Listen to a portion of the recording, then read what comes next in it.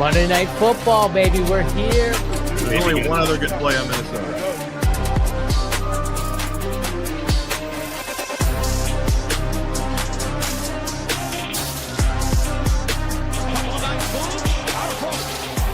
Touchdown in 46 seconds. Punches back. Touchdown.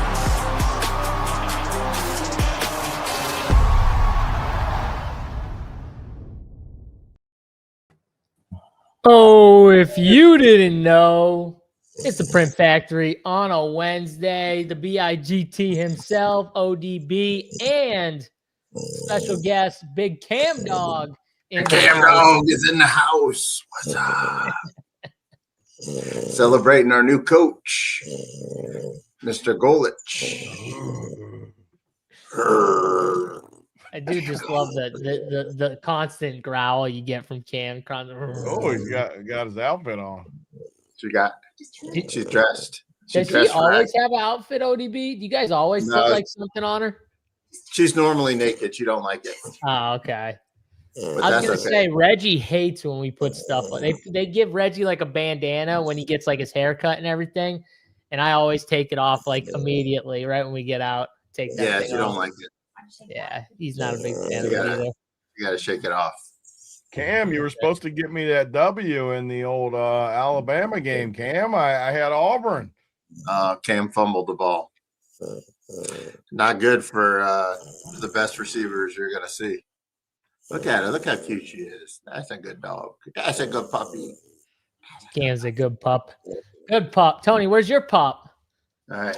Where's Go see Gibbs? Mama. No one likes dogs more than you two. I mean, I love dogs. You know what I mean? You got Reggie sitting back there. I don't know if you can see Reg, but he's sitting back there. ODB, let's Cam in the house. I just threw her data. You're the only one who keeps the dog out. You're like, you can't come in here, dog. Stay out. We should just do a show where like everyone holds their dog. We'd have like 1 million viewers because everyone loves dogs. The problem is there's no shot in hell I could hold Reggie. But the show better be short. I was like, there's no way I could hold Reggie for more than like 3 seconds without him going crazy. I have him even as a pup, and he was still big as a pup. And I tried to pick him up, and I got him for a picture, but it was like 5 seconds, and then he was scrambled and was out of there. So he's impossible now. No way I'm holding him. I could lift him up, but he wouldn't like it. He'd just move. Reggie weighs more than me. No, I still got him. Not by much, but I got him. He definitely weighs a good bit, but I am small. I am small but strong. So, either way. All right. Am I muted? You hear me? Yeah, we hear you. Okay. You're good. All right. Let's get into the football games here. We did start, well, actually, Tony, we kind of started, I'll say we started late, I guess, for us. It was still a little late, but not that bad of a time angle, like 2:25. That's not terrible. So I actually thought I was going to be later because I was running behind and had things going on. And I honestly almost text you guys and like, let's go at 3. And then I kind of was moving quicker than I expected. And I got here quicker than I expected. I'll say that much. I mean, we could have done it at 3. It wouldn't have been that big of a deal, but that's all right. Easier. Anyway, this show's all rewatches anyway. It's like we don't. There's not a ton of regular. Like when we used to do it on like Friday nights too. We wouldn't have that many live. This has always been a rewatch show. We'd have core people though. We'd have our core people. This is the whole point of doing it early, so people can watch it throughout the week when it's convenient for them. 100%. That's right. All right, boys. Let's get to what are we in? Week 14 of the NFL season. NFL season flying by right now. We're gonna go game by game, talking up Thursday all the way through Monday here. And let's just start quickly with the Thursday game because we will get more in depth tomorrow on the showdown show that me and Big T do at 3 p.m. Eastern time on this channel. But boys, we got the Cowboys, we got the Lions. It's a 3-point spread right now. Total, I think it's the highest total on the entire slate for this week. 54.5 it was on DraftKings earlier this morning. And I think that's moved a little upward since it opened. So big total here. This game is in Detroit. A couple things going on from an injury standpoint, at least from Detroit. They could be down their best offensive lineman in Penei Sewell, and they could be down their best pass catcher in Amon-Ra St. Brown. Khalif Raymond also injured as well. So things not looking great. And on the defensive end, they just had to put Terrion Arnold, one of their cornerbacks, I think on IR. I think he's out for the rest of the season, but that secondary has been brutal anyways. And now losing someone like him, I mean, that's going to be an issue, I think, in this game. But what do we got here? ODB, Cowboys at the Lions. Yeah, I mean, these are two teams I really liked. I mean, just in general, two teams I've been supporting all year. Detroit, probably as low as you're ever going to get them. I mean, the sentiment around them is they're done. They missed their window. And Dallas, the national pundits, playoffs, and all this stuff. I mean, both teams coming off a full rest. So, I mean, it's kind of a weird dynamic on Thursday night. You normally see more sloppy play and more teams on short rest and more injuries that have come off, but they both played last Thursday for Thanksgiving. So we don't have that dynamic. Yeah, I don't know. I mean, I feel like everybody's trying to get you to bet the Cowboys here. And it feels like it might be a good bounce back spot for the Lions, but I don't know. I mean, I have so much fantasy implications with these two teams. I got these two teams everywhere, obviously, and all my stuff, which a lot of people do. Speaking of which, JSU, we did a 5-5-5 team that was a Cowboys stack with J-Mo. I think we might be dead, but because our running backs kind of stunk. But I looked through the team and we have McBride and Cowboys stack and J-Mo and some stuff. We got any hope there? Yeah. So actually, I looked at it a couple days ago. I looked at it because, it was Broncos and I think Dallas were the two stack teams. Let me pull it up. I think we're like middling right now. Would he be maybe fifth? Let me see. Yeah, so probably need a miracle. We missed on running backs, or that team would have smashed. You had Trey McBride and we were Dallas. First this week. We were the best team this week. We scored the most fantasy points, but. Yeah, no, we're in sixth right now, and we're probably not gonna get there. We started to come on a little bit late, but J-Mo, our running backs weren't that good though. That like you said, that was the problem. We had Sean Tucker for that one game, but Swift was good, but didn't hit any of the big guys. Anyway, I guess my lean would be Lions, just because I feel like the narrative is kind of just all off of them and all onto the Cowboys. So I think you might be getting a little bit of value in the line. But I mean, I can't help but be a little bit scared of Detroit and also be really impressed with the Cowboys. So I mean, I think there'll be a lot of points scored, but I mean, obviously it's a massive total. So I'm just more looking forward to this one, probably as a fan, even though, like, I know we always want to make picks. I guess for pick's sake, I'll take the Lions, but I don't know if I'll actually put real money on them. Tony, what are you doing here? Yeah, I agree with a lot of that. I mean, Detroit, I was highest on Detroit probably all year of almost all NFC teams. They just something's wrong. They just haven't looked that good lately, and we've said that before the last couple of weeks. Now Amon-Ra is banged up too. I don't know. Is he the dude in the chat says probably no Amon-Ra? Is he out or what's the? He sounds doubtful. I mean, like you know him. He's a tough dude. If he can play, he will. But it sounds to me like it might just be too short of a turnaround. If this game was on Sunday, he might have more of a chance of playing by then. But the fact that it's only a week and the injury they said was. I think it was a low ankle, so it wasn't like the high ankle where it was longer. So it was like 1 to 2 weeks. I just think it's probably going to be too quick of a turnaround for him to play. So, I'd put him as very doubtful. The way he was sounding, it seemed very doubtful. Yeah, I mean, you just have a one team that seems to be – and this is what you got to do. I'm always better end of years. The teams that are peaking, you got to hop on them, and the teams that are crumbling a little bit, you got to get off. And it just feels like that. I do feel like everyone's going to be on Dallas in this game because of those same reasons. I just really struggle to not take Dallas. I just think you look at their pieces are better than Detroit right now at almost every position. I mean, running back, you're obviously better at Detroit. Some line stuff, you're probably better at Detroit. But Dallas's defense, I think, is better right now. Dallas has all kinds of weapons. I have to take Dallas. I think there'll be points, though, too, because Detroit's going to score. Dallas is definitely going to score on Detroit. So, I don't know. I have to take Dallas. It does hurt me, and I feel like it's a little trappy, but have to. Yeah, so last week I had probably my biggest bet I ever made on one team in the NFL, which was the Texans. We talked about that on the Wood Show, Tony, because we didn't have this show here, and we talked about the Texans being a really good dog here. I think this might be my second biggest bet of the year because I don't want the points. Give me the plus 140, plus 150. The Cowboys win this game outright here against the Lions. I feel very good about it too. The Cowboys are starting, I think, to peak a little bit. And we see this all the time with, these like middling teams towards the end of the year, and they start to click a little bit. And I think the Cowboys are clicking a little bit more offensively and defensively. The defense looks a lot better to me recently. And I think the additions of Quinn and Williams and stuff that has definitely helped this team.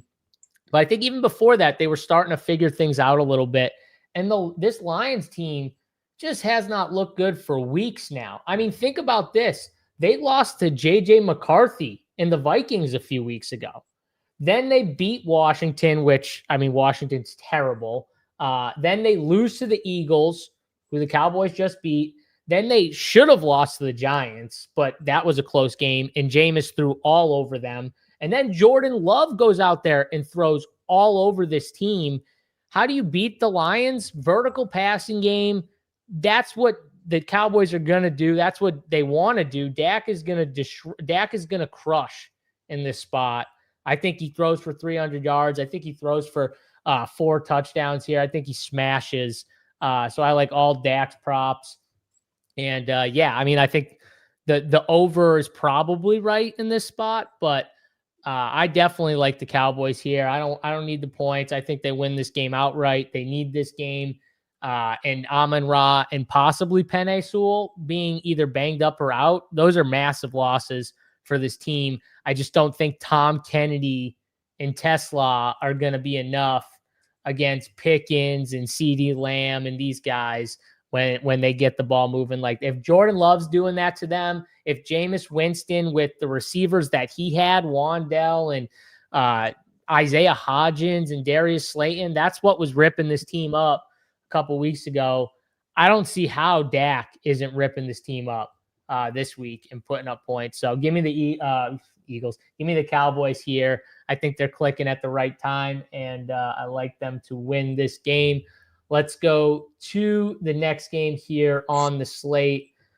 Tony, I don't know what Gambly had. I don't know what they have for. All right, we'll go there. Jets and Dolphins.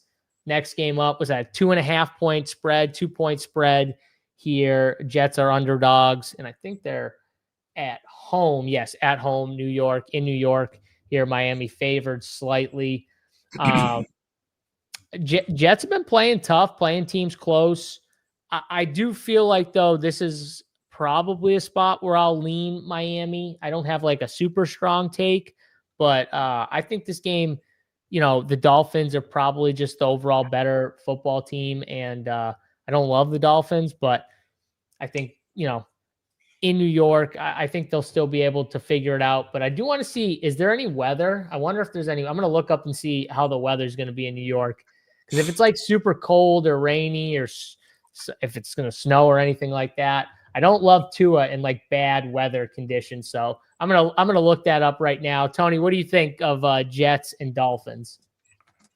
Yeah, I mean the Dolphins are kind of peaking a little bit, quietly peaking. I mean, they've been playing some pretty good football. When we thought they were dead, I thought they were dead for sure. When all the stuff was going down early in the year, they were trading people away. They were just so many things were going on. I counted them out, and they just have been playing good football. They're not totally dead to like make the playoffs still. I don't think. I seen them on the list. I don't know how far out. I didn't look that deep into it, but they're playing pretty good football. And I mean, I still just can't buy into the Jets. This game, I have to take the Dolphins with the way they're playing. I know the Jets have competed a little bit. I just have to take Miami. I don't need to go too far in the weeds. I think it's going to be Tyrod again too, obviously, right? It's got to be. Should be. Yeah. With how good they're playing. So, I mean, I like Miami. I think I like the over too, unless the weather is supposed to be something crazy. I mean, with the total 41.5, I think I like the over though. The way Miami's playing, I think we can get some points in this game.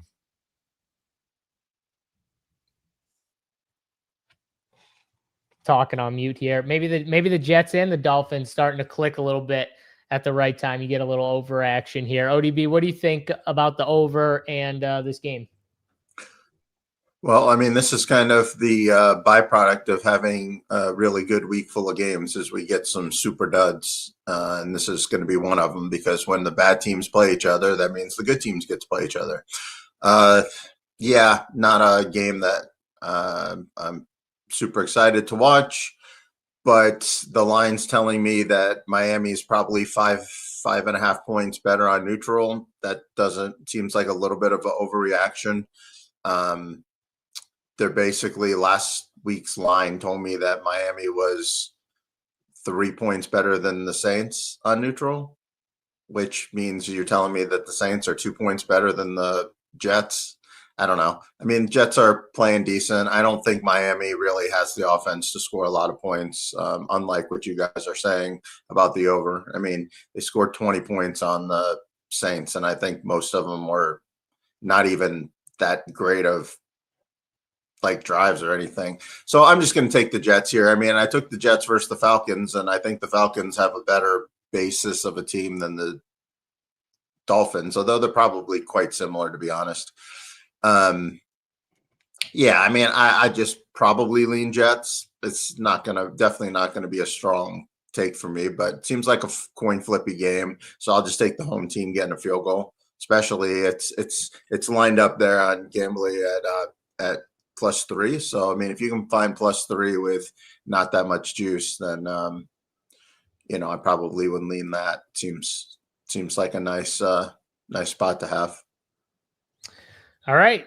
So over for Tony. I think the Dolphins for me, and then ODB has the Jets. Let's keep it going though to the next game here. I'll just go to my next game on Bengals Bills. No, Bengals Bills. All right. 6-point spread, actually 5.5 on DraftKings now. I think it's moved to most books. 5.5 was 6 yesterday, but Bengals sitting a +215, +210 underdog here in Buffalo against the Bills. Bills at home, 5.5-point favorites. And this is the second biggest total on the board, about 52.5-ish here for this game. Tony, I got to throw this one to you first here. Your Bengals, are they starting to hit the right stride here? Are we getting the prime Bengals, Super Bowl contending Bengals? They're wrapping me back in. And you guys have kind of been Bengals fans too at times. And so this game was, when we were looking yesterday, wasn't it? It was 7, right? It was 6. 6. For some reason in my head, I was thinking it was 7, and I couldn't believe it. Whatever. Though, now we got it on. I had it tied in parlays on, so I know for it was 6. Yeah. I think maybe 6.5 at one point, but I didn't look super close anyways. But the good part is now we get this nice little 5.5 number I always talk about. And I'll just say, like, I know I'm a Bengal homer. I know all that. I kind of have quit on them all year, but Burrow comes back. I picked them last week, and everything is aligned for them right now if they can beat Buffalo. If they beat Buffalo this week, everything is coming up roses for them to make a run. Because they got one more Baltimore game, but it's at home. Baltimore and Pittsburgh play this week. You just don't need that much to happen. This is the game, and they have always owned Buffalo. In the whole Burrow era, they have outplayed Buffalo every single time in huge games. They went to Buffalo. It was obviously the Hamlin game when they were playing good too. They just have owned Buffalo. I'm super low on Buffalo anyways. I don't think they're as good as people think they are. I have to take the Bengals, and I get my trappy little 5.5. What's the money line? We can catch like 230, catch 220 on our partner DraftKings. I'm all aboard the Bengals again. They've wrapped me back in. Burrow comes back like a hero. Just goes in and just sticks it to ODB. Here, Ravens, take this, said Burrow. Just giving it to ODB. I think ODB is going to like the Bengals too, but I'm on the Bengals. Give them to me.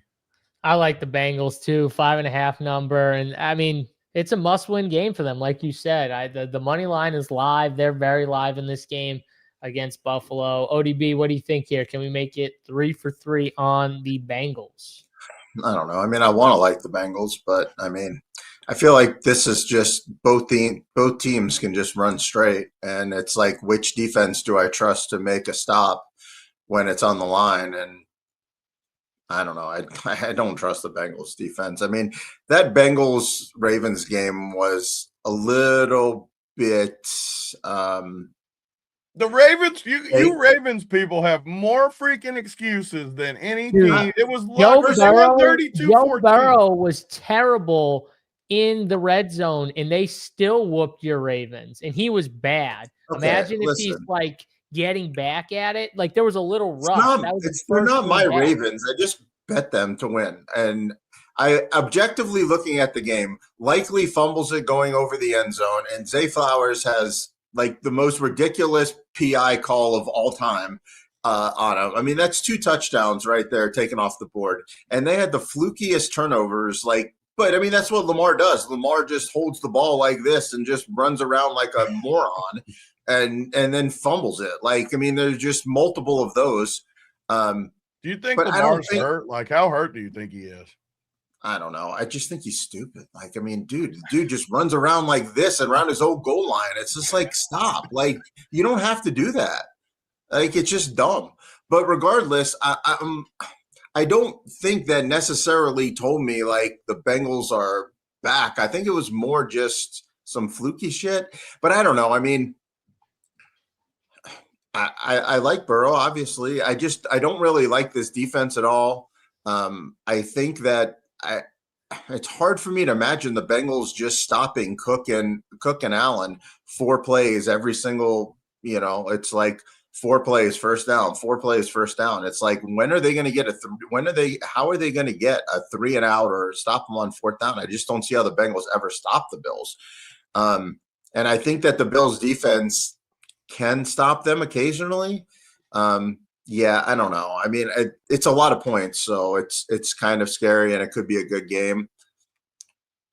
I don't know. I don't really like to pick the dog in less than 6 points if I don't think they can win the game, and I kind of think the Bills are going to win the game. So I don't know. I'm leaning Bills, but I really don't have a strong sense for this game at all. I think it's I don't know.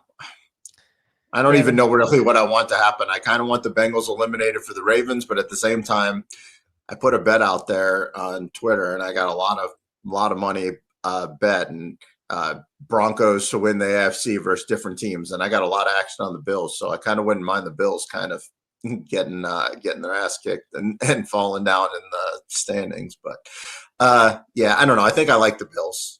As sad as it is to say, I think I like the Bills here. I think your futures are going to get some nice, tasty stuff here. I'm telling you, as a Bengals guy, there is no team I'm more confident in the Bengals beating than the Bills. We match up. I know that. I knew that there was a history here. One way that one team. It's only been a few games too, by the way. Yeah, it's only not some crazy big sample.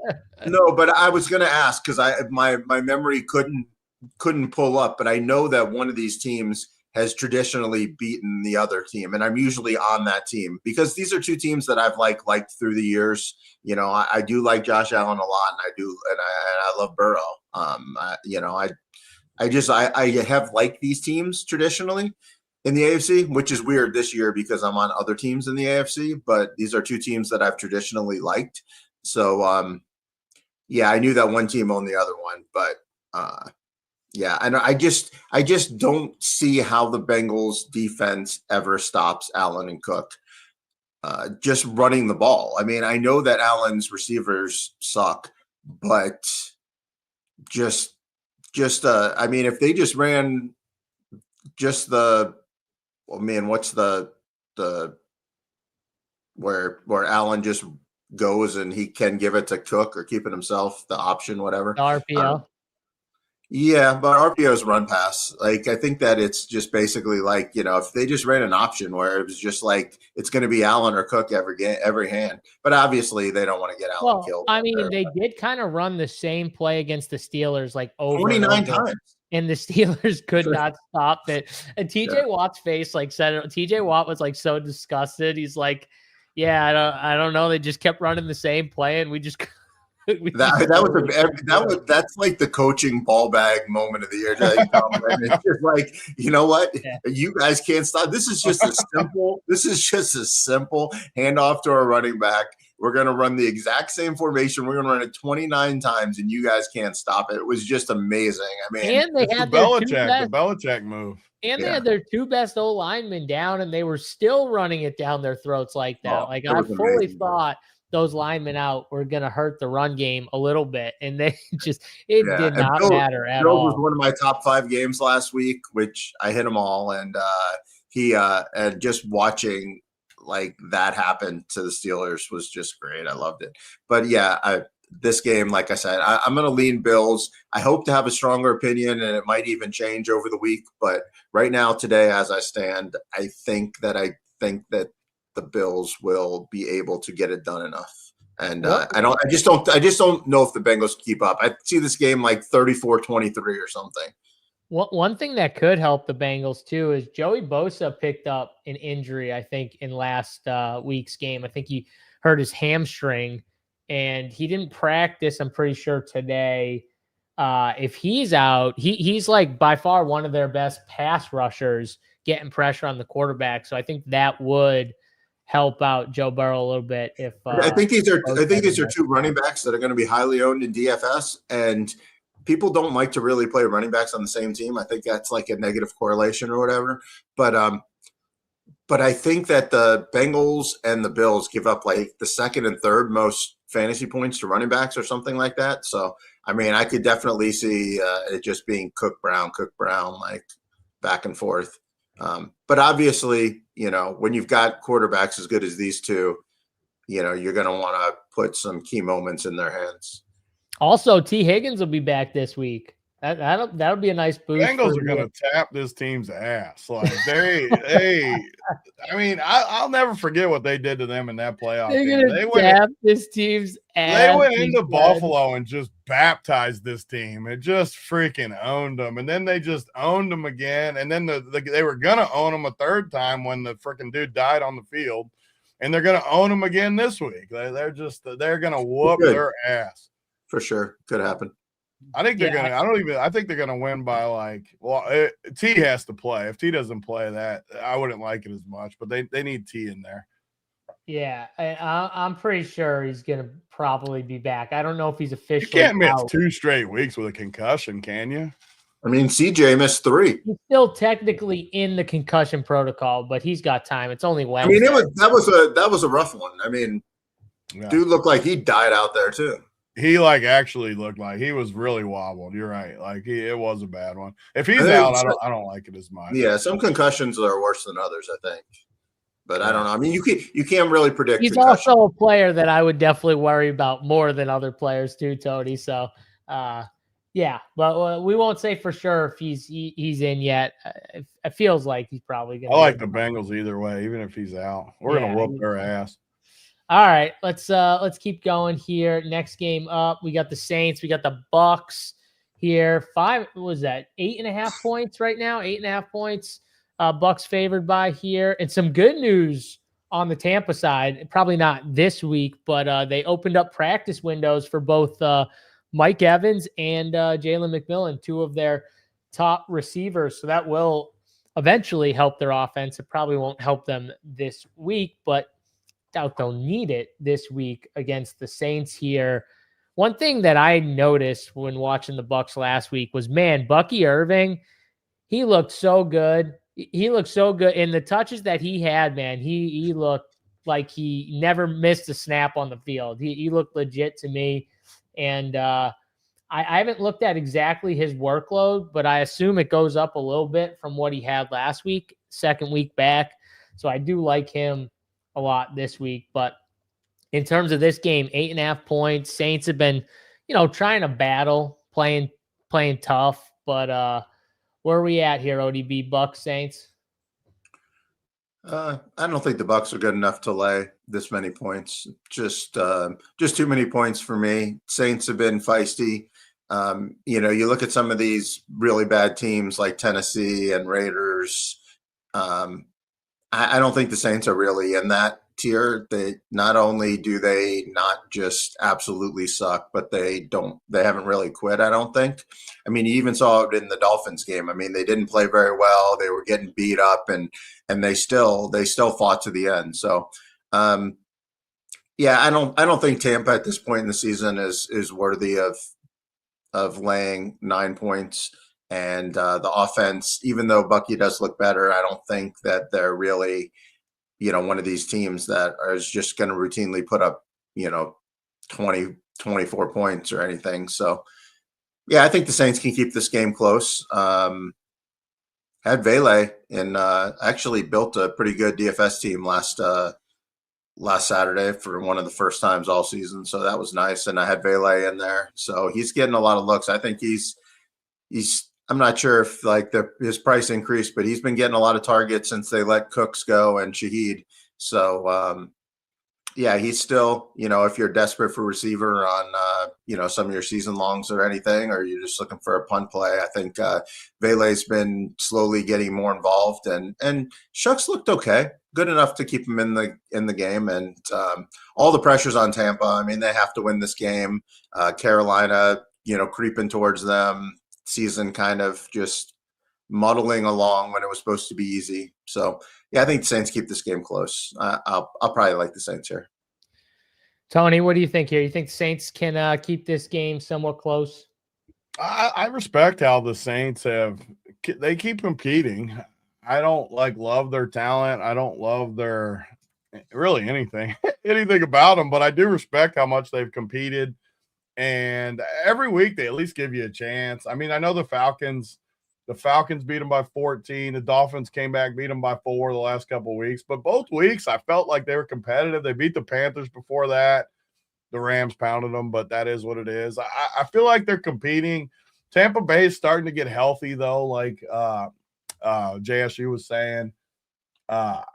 I don't know. It's a tricky number. I don't feel good laying the number with Tampa. I'd have to take the Saints, I guess.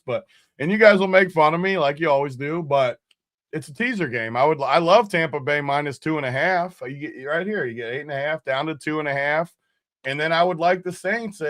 That's a big middle. So you guys can laugh at me all you want. In games like this, I like the teaser and the dog. So I feel like it's a game that Tampa Bay probably wins by a field goal or a touchdown in there. So that's where I'm at. I don't have a strong take on this game, though. All right. So Big T likes the Saints plus the 8.5, but he likes Tampa with the field goal to win. Yep. Tampa Bay by 3. Makes sense to me. I got it all checked out in my head right there, Big T. I figured it out. I think the Saints could keep competing, I guess is the point here. But man, this Bucs team is going to be interesting because they could get healthy all at the right time. And even Chris Godwin, I thought Chris Godwin was complete dust. He showed a little bit to me last week. He showed a little spark, I thought, last week. If they get Mike Evans back and McMillan, Bucky's back, the playoffs will be very interesting with them if they're fully healthy for the playoffs, man, with all those weapons here. So I guess I would lean the point side, but I think I kind of like the over a little bit. The total seems a little low, so maybe I'd take the over here, but definitely gonna like Bucky Irving this week. Let's go to the next game here. What do we got? Baltimore and the Steelers. This game's sitting at 6 right now on DraftKings Sportsbook here. Aaron Rodgers, I was reading they were talking about how he's going to hopefully try and take more snaps under center this week. Hopefully the wrist feels a little better, but man, he got beat up a little more. He's bleeding from his nose and, hurt. It felt like he hurt his hand again or his wrist in that game. Mason Rudolph came in for a drive and kind of made the game even worse. And he tried to come back in, but by that point, all the momentum was on the Bills side, and that game was over quick. But this is a huge game. I mean, Baltimore and the Steelers, they play this week, and then they play one more time this year. So this is a massive divisional game. These two teams are obviously fighting for the division. You obviously got the Bengals below them, but I don't love either of these two teams, so it's kind of tough for me. It's tough in general to take the Ravens at 6 when I just have seen how bad they've played. But Aaron Rodgers in his health, he just looks so bad. I probably won't bet this game, but if I did, I think I'd have to take the Ravens. I just can't trust Aaron Rodgers and the health of Aaron Rodgers. So, I mean, Tony, what are you doing here? You gonna trust Aaron Rodgers, or are you just kind of out? Man, it's tough for me too. I was hoping one of you guys would nudge me in this game, and I mean, they're both 2 games ahead of the Bengals. It's a huge game for both teams. Obviously, they play twice. This one's in Baltimore, the other one's in Pittsburgh, obviously. And the Bengals have already played Pittsburgh twice. They have to play they play the Ravens next week in Cincinnati. So it's a huge week for this division. Rodgers is so dusty, and he's reached the point of starting to blame everyone. We always get there. There's always a point where the blame game starts, and he's starting to, but I have to play better myself too. Well, no shit. You've been terrible, Rodgers. Like, you're old and dusty, and I don't like either one of these teams. That division's terrible. I mean, Baltimore, even though I didn't like them, they came into the season probably the favorite or one of the top teams in all of football. They just, even take all my feelings out of it, they just have looked really, really disappointing the last couple weeks. Whether Lamar's hurt, whatever it is, they look like something's wrong. Pittsburgh, I mean, I don't like Pittsburgh at all. I think Rodgers is old and dusty. The 6 points is kind of a number that feels fair to me, though. I mean, this is a game there's no way I'm betting. If I had to, I guess I'd take Pittsburgh just because Tomlin always gets lucky and pulls something out of his ass. I mean, what is it? He's had how many straight years of over 500 ODB? Do you know? What, like 21 or something? It's a crazy amount, and they're 6-6, and they just have to win games to win this division. I just feel like he always gets lucky, and somehow he'll find a way to win this game. I hate this game, though.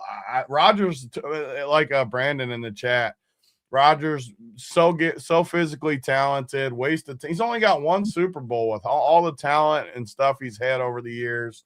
I think Rodgers sucks. I think Baltimore sucks. I hate this game. I hate it. I'll pick Pittsburgh because I have to pick it, but I do not like anything about it.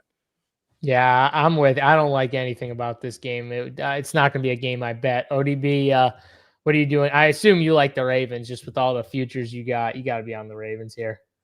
I mean, what part of football do the Steelers do well? I mean, they're terrible on defense. They're terrible on offense. They made me spit my drink out. You got me there. I dropped ice cubes out and stuff. I mean, they can't throw the ball. They don't run it that well. They can't tackle. Their defense isn't even any good anymore. I mean, basically, they have a good field goal kicker. I mean, that's literally the best part of their. Hey, he's really good. Give him his props. And they have some stupid voodoo like that they pull out every once in a while where they get, Caleb Williams running around and dropping in the end zone for a touchdown or some bullshit like they Josh Allen, like the same thing. Like there's always one play that they do, but other than that, and you have the king of voodoo on the other side with Lamar like holding the ball out like an idiot. But I just can't cap on based on that. If you've listened to anything that I've done, whether it's this show or my podcasts or anything that I've done for months, I've been saying Pittsburgh's defense is rated well, but they're fucking terrible. They never stop anybody. They can't stop anybody. They only live off of teams just turning the ball over, and you just I mean, their luck index is just off the charts. Like they won the Colts game by getting 5 turnovers. They won the Patriots game by getting 5 turnovers. None of them were like because they're just physical. It was just dudes dropping the ball or throwing it into somebody's, gullet. I just don't really see what Pittsburgh does well at all. The vibes around the team are atrocious. And as bad as the vibes are around Baltimore, I mean, they're chanting fire Tomlin. You got Rodgers up there doing his normal bullshit, blaming everybody else, but then going, well, I got to play better too. It's like, yeah, it's just an underhanded way for you to call out the receivers for not running the right routes. And the receivers don't run the right routes because they suck. I mean, you're counting on Jonnu Smith to be a game breaker. Like, what are you, Darnell Washington? I mean, like, these dudes are not good football players. I mean, they're good football players. They're just not good at when they have to be, like, primary options in an offense. Adam Thielen's going to solve your issues. I mean, no, this team stinks. Baltimore, yes, they're playing terrible, but they've just been on the wrong side of a lot of like bullshit too. And I think maybe also the narrative of, what happened to Derrick Henry? Why did he not get the ball in the second quarter? And now you just get completely gashed by Cook running the same play over and over again. Now Baltimore has 2 options. They can just run it down their throat and make Pittsburgh adjust to that. And then you have, granted, he hasn't been good, but we know that Lamar has the talent and he's got the arm strength to be able to do it. And if they're loading the box to stop Henry, then that play action is going to be there. I trust the Ravens to get it done. I really like the Ravens in this game. And I think this is where they just put their dominance on this team. And I think they might win like 30-6. I mean, I think this is just a flat out blowout football game. And the Steelers lead off the shows on Monday of it's time to get rid of Tomlin and move in another direction. So you're saying Adam Thielen is not to the rescue for the Steelers. That's what you're saying? No, I mean, that's my brother, Brandon. No, I'm just kidding. It's not, but but no, I don't think Adam Thielen is to the rescue. I mean, how bad is this Vikings? Like they give up draft picks to get this dusty dude to come home, and then they don't even use how them. sharp is Carolina? They've gotten have you seen the receivers that they've sold out to get draft picks? Jonathan Mingo, Adam Thielen, and Deontay Johnson.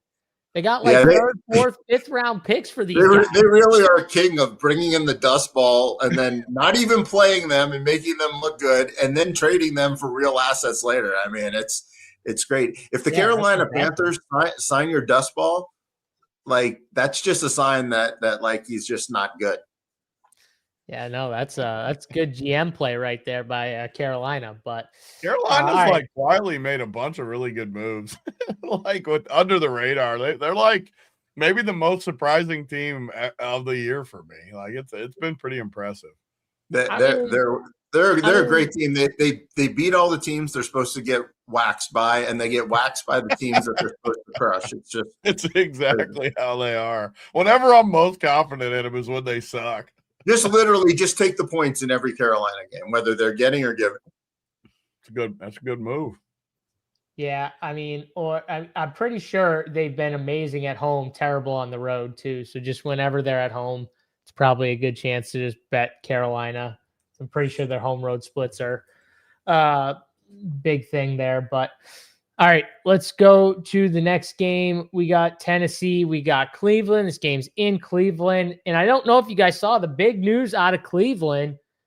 They just designated Deshaun Watson back from the IR. So he'll be I don't know why. We'll see what happens with that. But he's gonna be back. I don't know if he's gonna be active or whatever, but we'll find out shortly. I doubt he'll play, but you never know with the Cleveland Browns here. And they get the Titans, and this is Cam Ward, Shador Sanders, little battle here, rivalry. Those guys are boys, or I think they were boys here. So what are we doing, Tony? I gotta throw this one to you because you started to believe. You swore off Tennessee, and then you started to believe a little bit in Cam Ward in the ability And man, it did not work out well. Stop exaggerating stuff I say. I did not believe in Tennessee. It was the You price. believed in Cam Ward at 4,800 on DraftKings. You said, "I believe." That's what you said. You're over exaggerating. I heard like you on you the always Morning do. Wood show. You said it. You were. This is a really That is good. not spot. what I said. I said he's cheap and I like the builds I can get, and it did not work out for the record. It did not work out well. ODB said he had a great week last week. I did not have a great week last week. That's all right. I played Josh Allen, so my I'm pretty week sure didn't go that Solo well. Cam. I think Solo Cam. Yeah, he works. won the Millie. Yeah, he shipped some big contests. Yeah, Because he was a great play, JSU. it was a great play. He He was so good. He was so good. He was on the Millie. You and McNair played 100% Cam Ward. That should have been the telltale sign right there. I didn't know you guys were aligned. Man, You guys are never aligned. That's crazy. I'm going to be honest, too. I felt really good about the Cam Ward play, and it did not work out. So it is what it is. It works. No, it worked for somebody. You just had to have better pieces around him. You just had to have all the nuts around. You had it if you you're had to good. have the nuts, literally. Like quarterback so did suck, though, to be fair, like last week. And this has to be the lowest total we've seen since the early 90s, maybe 33.5.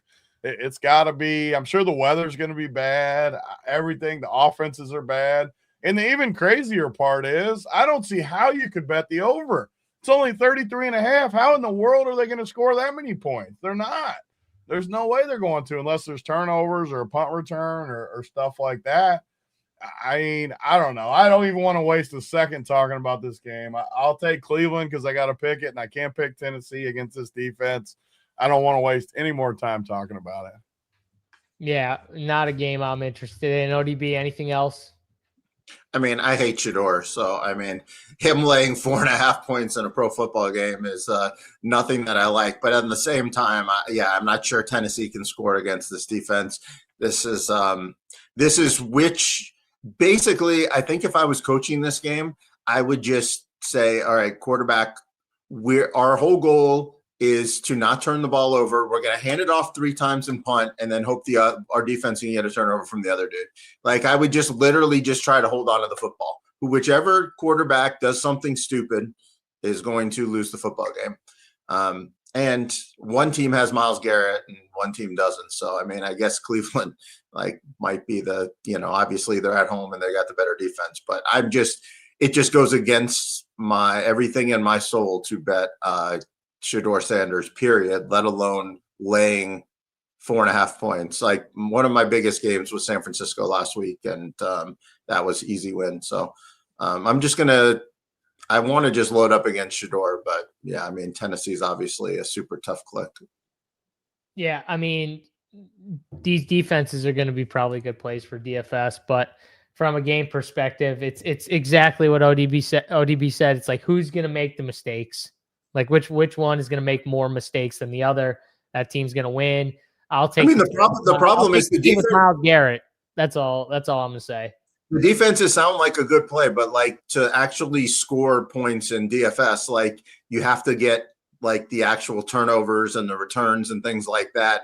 And like if the teams don't ever throw the football, like.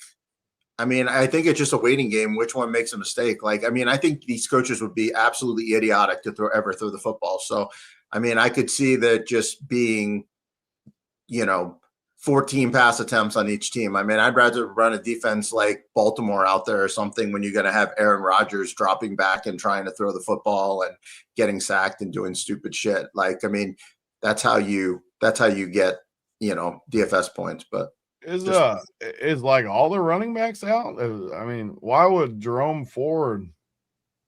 Are they all out or what? Why is this guy talking about Jerome Ford? Dylan Sampson's hurt, maybe. But I mean, who's the starter? Quinshon Junkins. They're both out. No, Junkins is in. Oh, so he's talking about playing the backup in a 30 total. I'm trying to figure. I'm not making fun. I'm trying to figure it out. He's saying if Sampson's hurt, it could mean Jerome Ford gets all the backup work now. All the backup work in a pile of poop. Let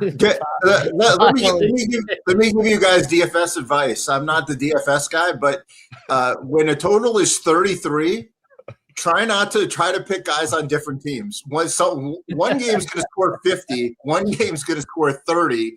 That means there's 3 extra touchdowns in a football game that you have a chance to get access to.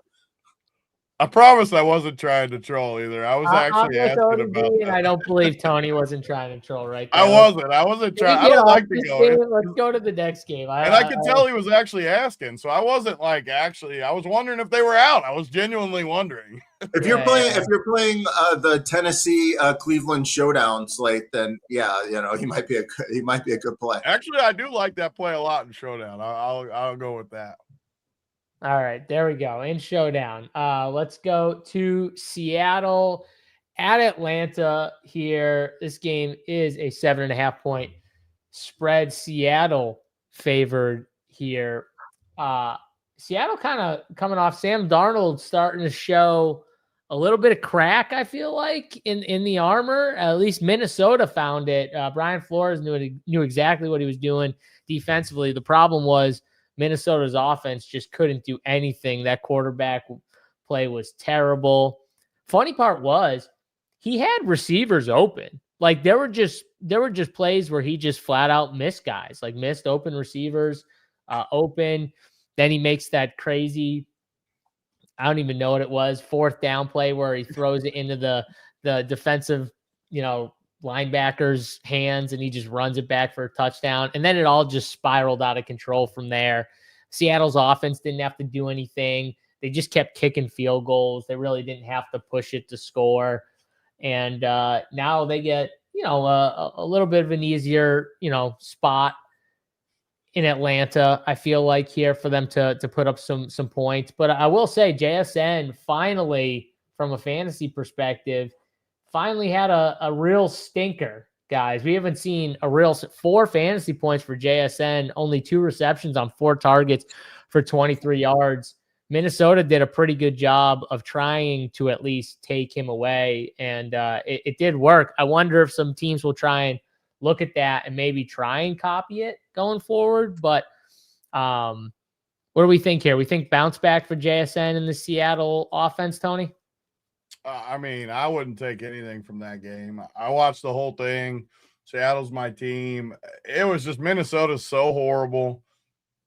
I literally would take nothing from that game. They didn't have to do anything. They knew Minnesota couldn't score, and there was nothing that they could do. They just had to not do anything too crazy, and they were just going to roll to victory, which is what happened. Didn't Minnesota. Sam Darnold was uncomfortable in the pocket, though. Didn't he look uncomfortable at least?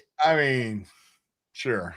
I know you're a Seattle hater, so I get. No, I'm not. No, I'm not a Seattle hater. I think they're a good team. They were never pushed, though. Yeah, I didn't think he looked amazing, but I don't think I just didn't take anything from that game. I'll say that.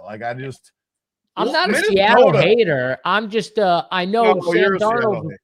I know Sam Darnold's weakness. We all do. Yeah. It's pressure. He's you know what I mean? You in the playoffs. He's coming for you. He's gonna what? Just let your Rams beat Carolina and then come back to the table. Did you just talk about the GOAT Matthew Stafford that way? You said Sam Darnold was coming to his house to whoop him? That's what you said? He's not going to have to come to his house. If you can't beat Carolina, he's going to have to come to Darnold's house. I don't know about that. Darnold's going to have to look better than he did last week. That's all I'm going to say. He's going to have to look better than he did last week. Minnesota, though, I just can't. How are they that horrible?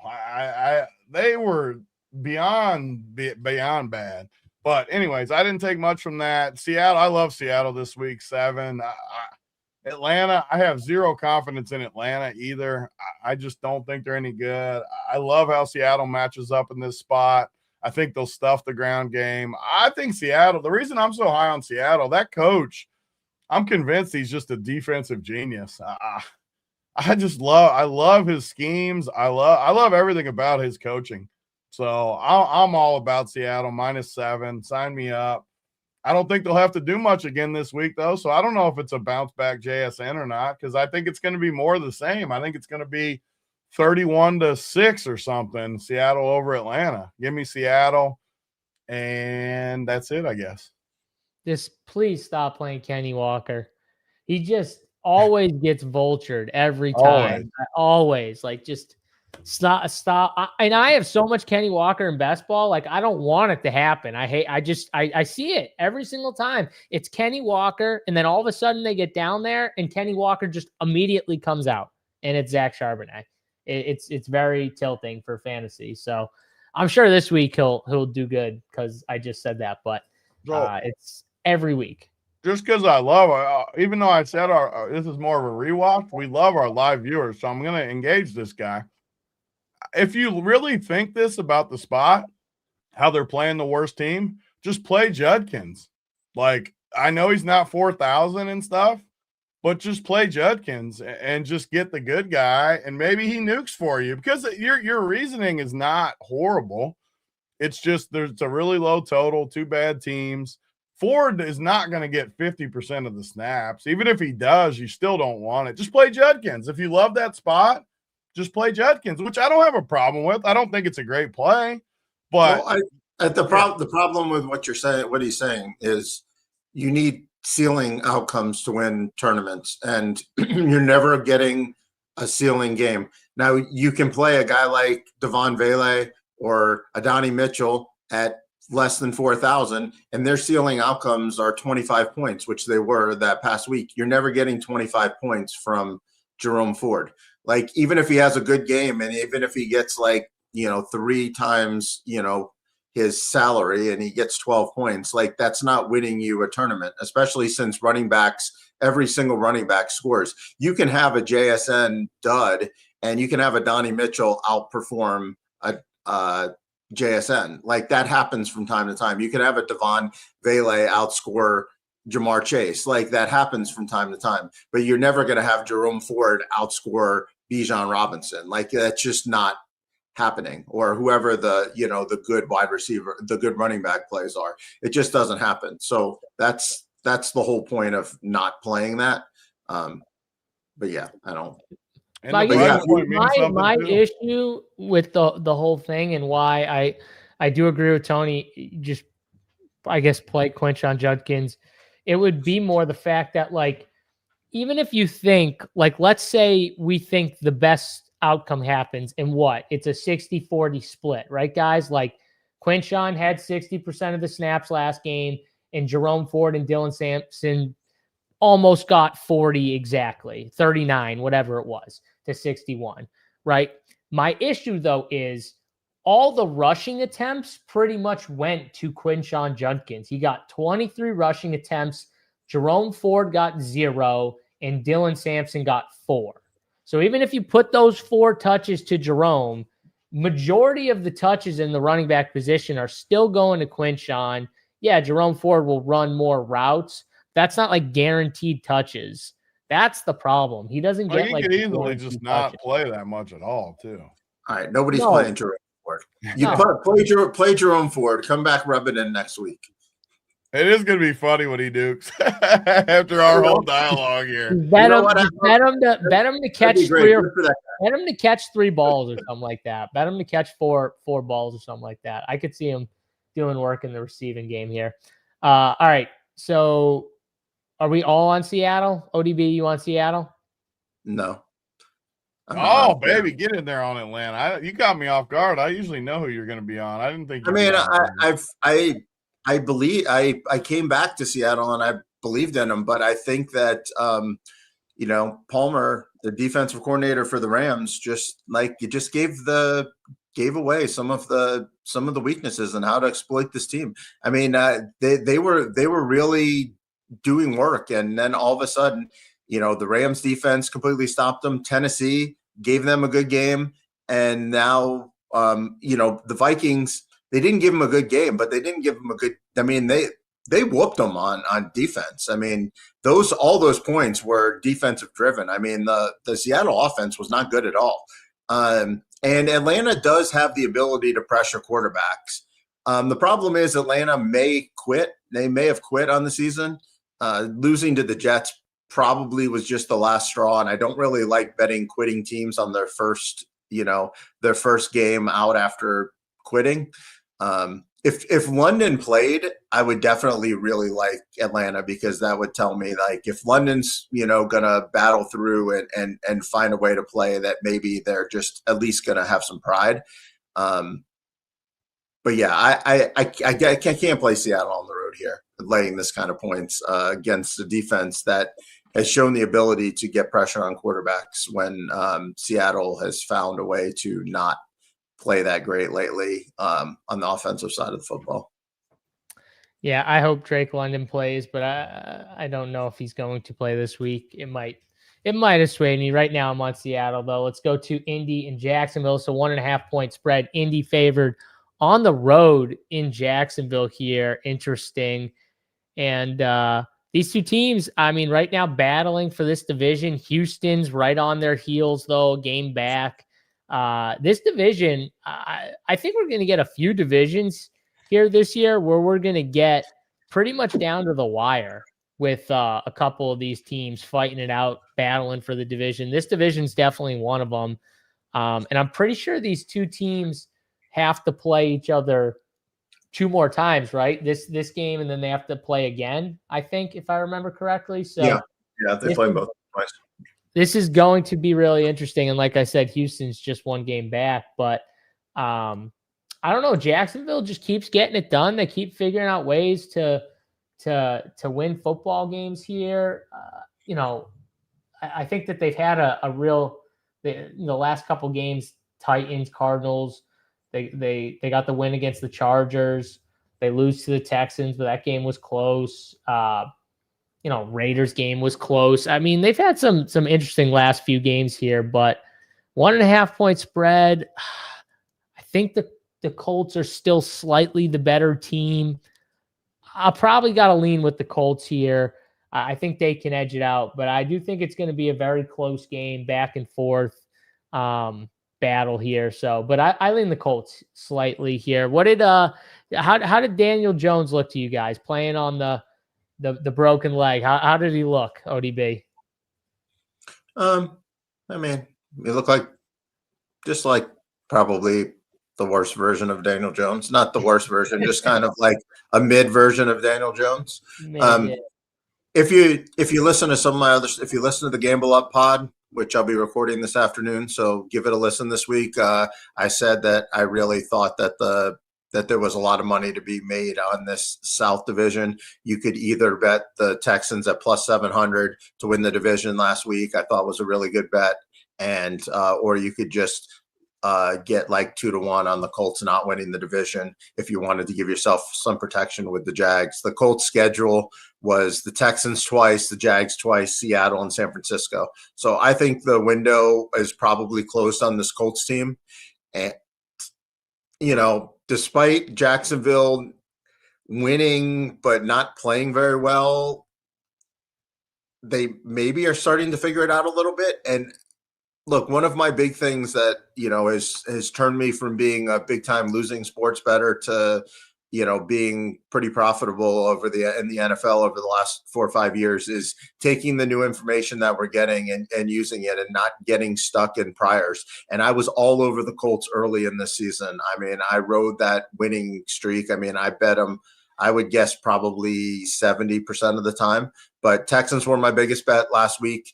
And, I heard you say that it was yours too. So we all kind of saw this coming, and we got to just take the new information. And at this point in the season, I don't think the Colts are 4 points better than the Jags. And that's what this line is indicating, that they're 4 points better on neutral. I think these teams are a lot closer to even. So yeah, I think that I gotta like the Jags here. I think these teams are pretty close on neutral. And you're getting plus money line, plus on the money line.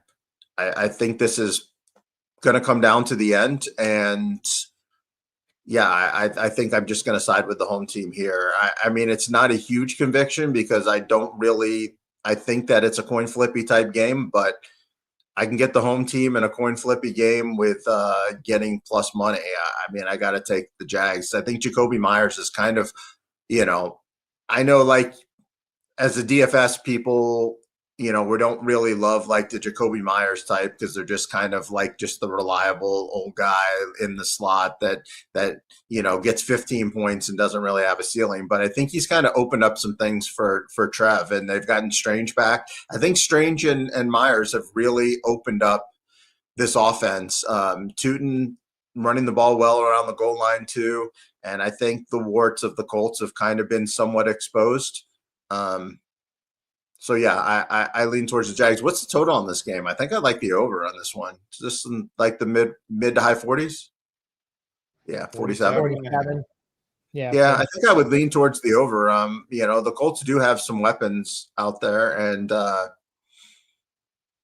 Jags defense isn't that great. I could see, and also you do have two quarterbacks that are prone to turn the football over. So, sometimes that leads to defensive touchdowns or setups or something like that. Even though like this is an over, these are two defenses that I think you could include in your pool for Millie Maker teams, because they're the type of defenses that can have spike weeks because they're playing quarterbacks that do like to turn the ball over. So yeah, one thing I will say, this is a Alec Pierce week. I'm gonna like some Alec Pierce this week at 5,100. But Tony, what are we doing here? Break the tie. ODB on the Jags. I'm on the Colts. We all like the Texans, I think, as a division outlook for them. But, obviously they're not in this game. What are we doing? I mean, that 2-1 bet ODB was talking about is just great bet. Like that the Colts, you get the Jags and the Texans. That was last week. I know it was last week, but that was a great bet though. Like I like that way better than the Texans at 5-1 or whatever. What'd you say? 7-1. 7-1. 7-1. I like the 2-1, even though the odds, just because the Jags. So I've always been high on the Jags, and then I just kind of got in my head that Trevor Lawrence stunk, and and it's what ODB said, we can't be stubborn. So if you look at their scores, are we not? I'm kind of starting to think they might just be good. Like they don't have any bad losses. They kill the bad teams. I mean, all their scores look incredible. When you look at their whole work of the year, it looks awesome. Like they might just be way better than we think they are. You go up and down. Their losses are to Seattle and the Rams. And, they lost to the Bengals. Browning-led Bengals. No, that was Burrow still. That was early. No, Burrow got hurt early. Browning beat him in that game? That was a weird game. But he threw for 241 yards, 2 touchdowns. He did have 3 picks, but I mean, and that was week 2 anyway. So like early on, but like they pound the Titans. They beat the Cardinals on the road. They pound the Chargers. That Jaguars-Texans game when the Texans beat them, the second one was a weird game too, where the Jags were killing them, and then the Texans somehow just came back with some plays and won. That I don't know. I think they might just be good, and I'm so low on the Colts. Like I could not be lower on a good team than the Colts. So I'm all aboard the Jags. I love the Jags here. Not only do I not like the Colts, but their quarterback's banged up. I just can't see any reason to take the Colts. So I love ODB's 2 bets from last week. I love the Jags. I don't know what the current odds are. Is it like a kind of a 3-horse race, or what's the current odds? Yeah, I think they're still plus 300. I think. Yeah, I think Colts and Jags are like around plus 150 each. What's this? AFC South? What division is this? Yeah, South. Let's see what Gambly says.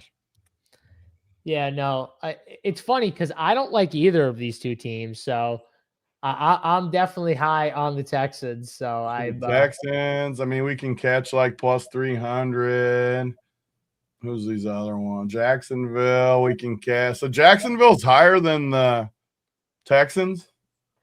Yeah, like plus, barely plus. But that's because that's because the Jags don't have to play the Texans again. So these guys are a dead heat, Jacksonville and Indy. Whoever wins is a heavy favorite to win the division. Because both these two teams are playing each other twice in the next 5 games. Right. So they control their own destiny. And also the Texans are also a dog this week. So like if the odds play out, then that's the Texans play the Colts again, I think next week or the week after.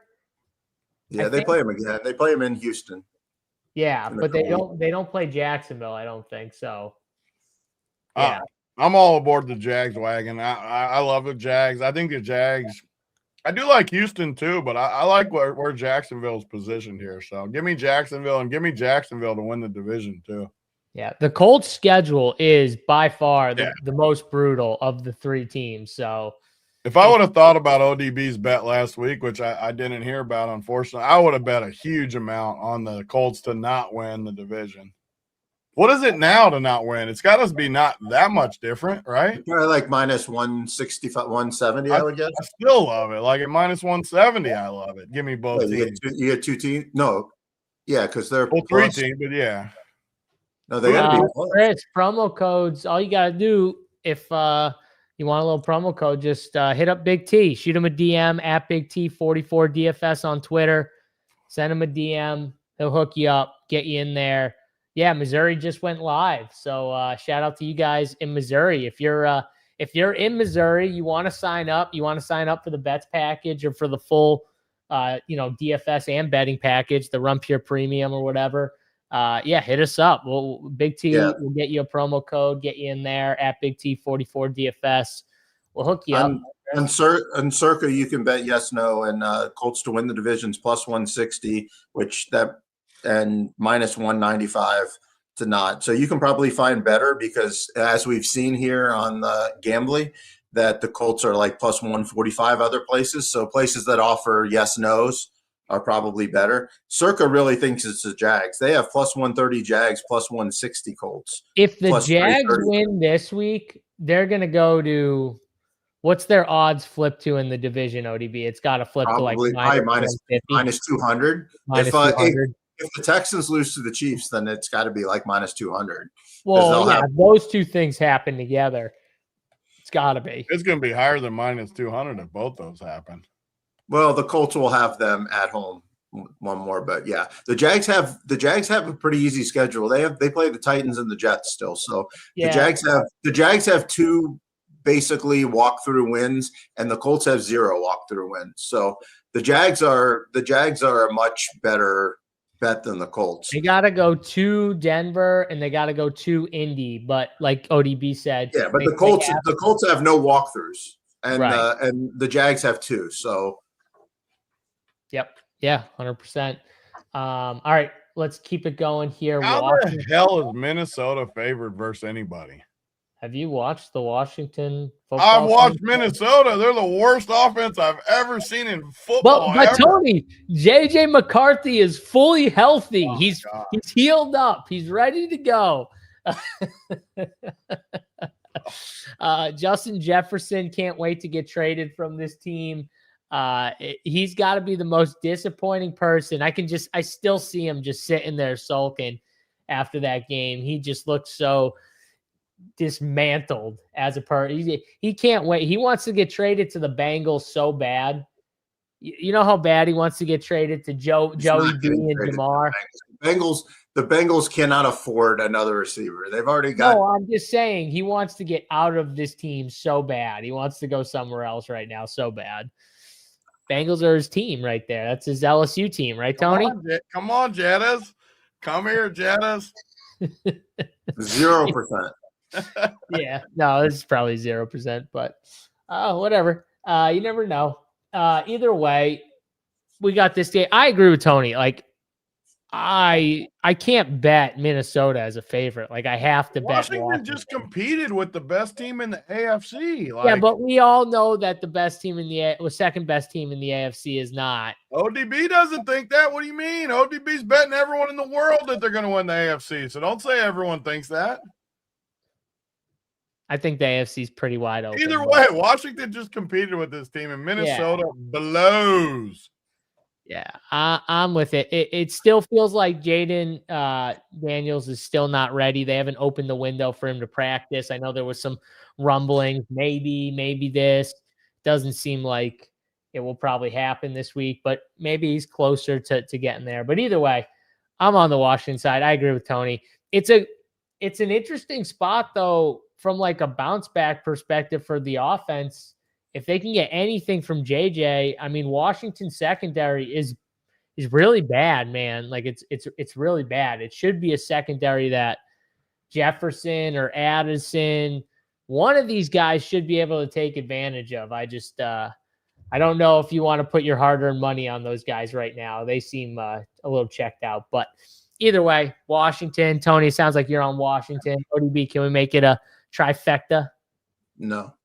Oh no, ODB. Definitely not. No. Washington, when teams put everything on the line, when they're really bad and they play everything on the line and they play one really good game on a primetime stage and then come back, it just doesn't go well. Now they have to go to Minnesota. I fully believe he's just mad that you called out his Broncos. I fully believe it. I fully believe it. You have JJ, who I don't believe in long term, but he's a somewhat functional quarterback versus a very, very bad Commanders defense. And you have Brian Flores putting pressure on Mariota with a bad offensive line. Now, if this is Jaden, obviously, everything cancels and we start the analysis over. But I think Minnesota at home with this defense versus a Commanders team that put it all on the field and came up short. Minnesota absolutely embarrassed. And I think they come back this week and play better and can get the victory versus this Commanders team that, as bad as we want to say Minnesota is, the Commanders just gotten absolutely molly-whipped by every team before last week, and they played really well last week. Like, that game wasn't because the Broncos were bad. The Commanders actually played a good football game, but they've basically given up points to everybody across the league. And this Flores defense is still pretty decent when healthy. So I like the Vikings here. I had to go get some warm water for this take. I had to go get some fresh warm water because enjoy Mariota on the road versus Brian Flores. Mariota. Did that not tilt you, ODB, watching that game that he kept saying it like that? Yeah, it was bad. Luckily, I had a house acts like it didn't even bother him at all.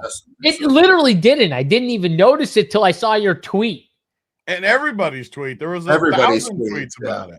Oh, yeah. I literally didn't even notice. Mariota. I will say, though, in that game, Washington's defense, they did one thing. They literally went to playing almost no man coverage because they finally realized their defense was getting cooked playing man coverage. And they played the third lowest man coverage of any team in week 13. So I think on defense, they're at least trying to not give up the explosive plays. That's why you saw maybe less explosive plays given up, last week defensively. So you're gonna play zone. You're gonna play zone versus Jefferson and Addison and Hawk. And no, I'm just telling you that they made a switch up on defense, which I think helped them, a little bit defensively. Just not. Yeah, I mean they were fine on defense. They gave up 27 points to Bo Nix on the road. I mean, but they scored 2 touchdowns late. Like, the defense in the game, if you look at the whole game, it's a 60-minute game, JSU. I'm just saying, though, it's better than giving up 40-plus points on a weekly basis. I mean, they're not going to give up 40 to Minnesota. They were playing one of the best teams in the AFC. You got to give them some credit. They're not going to. Yeah.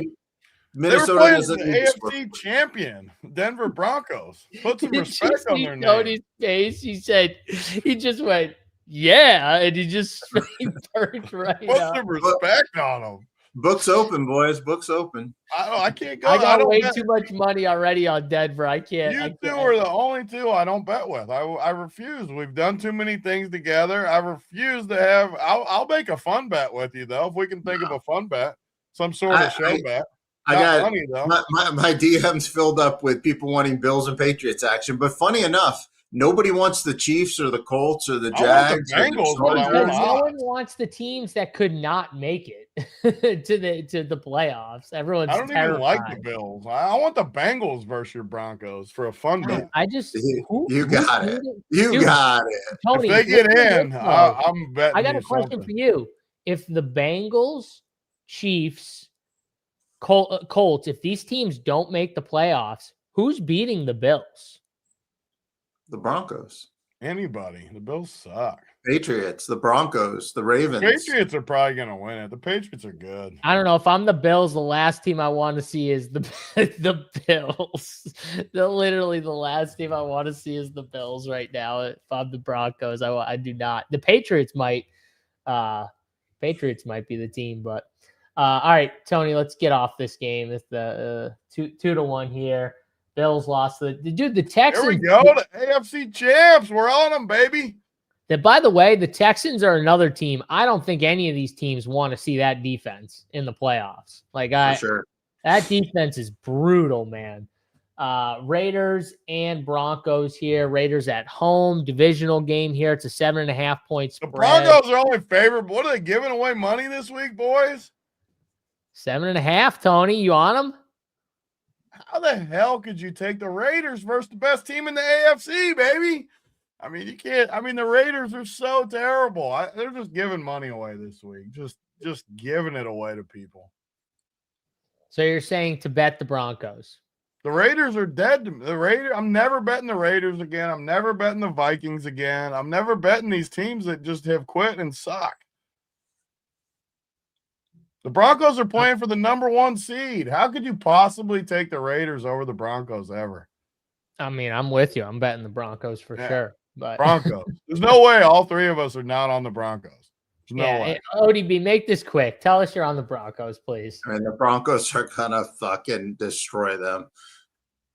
The defense is going to sack Geno fucking 10 times, and Bo's going to throw 4 touchdowns. This is just this is an absolute ass kicking.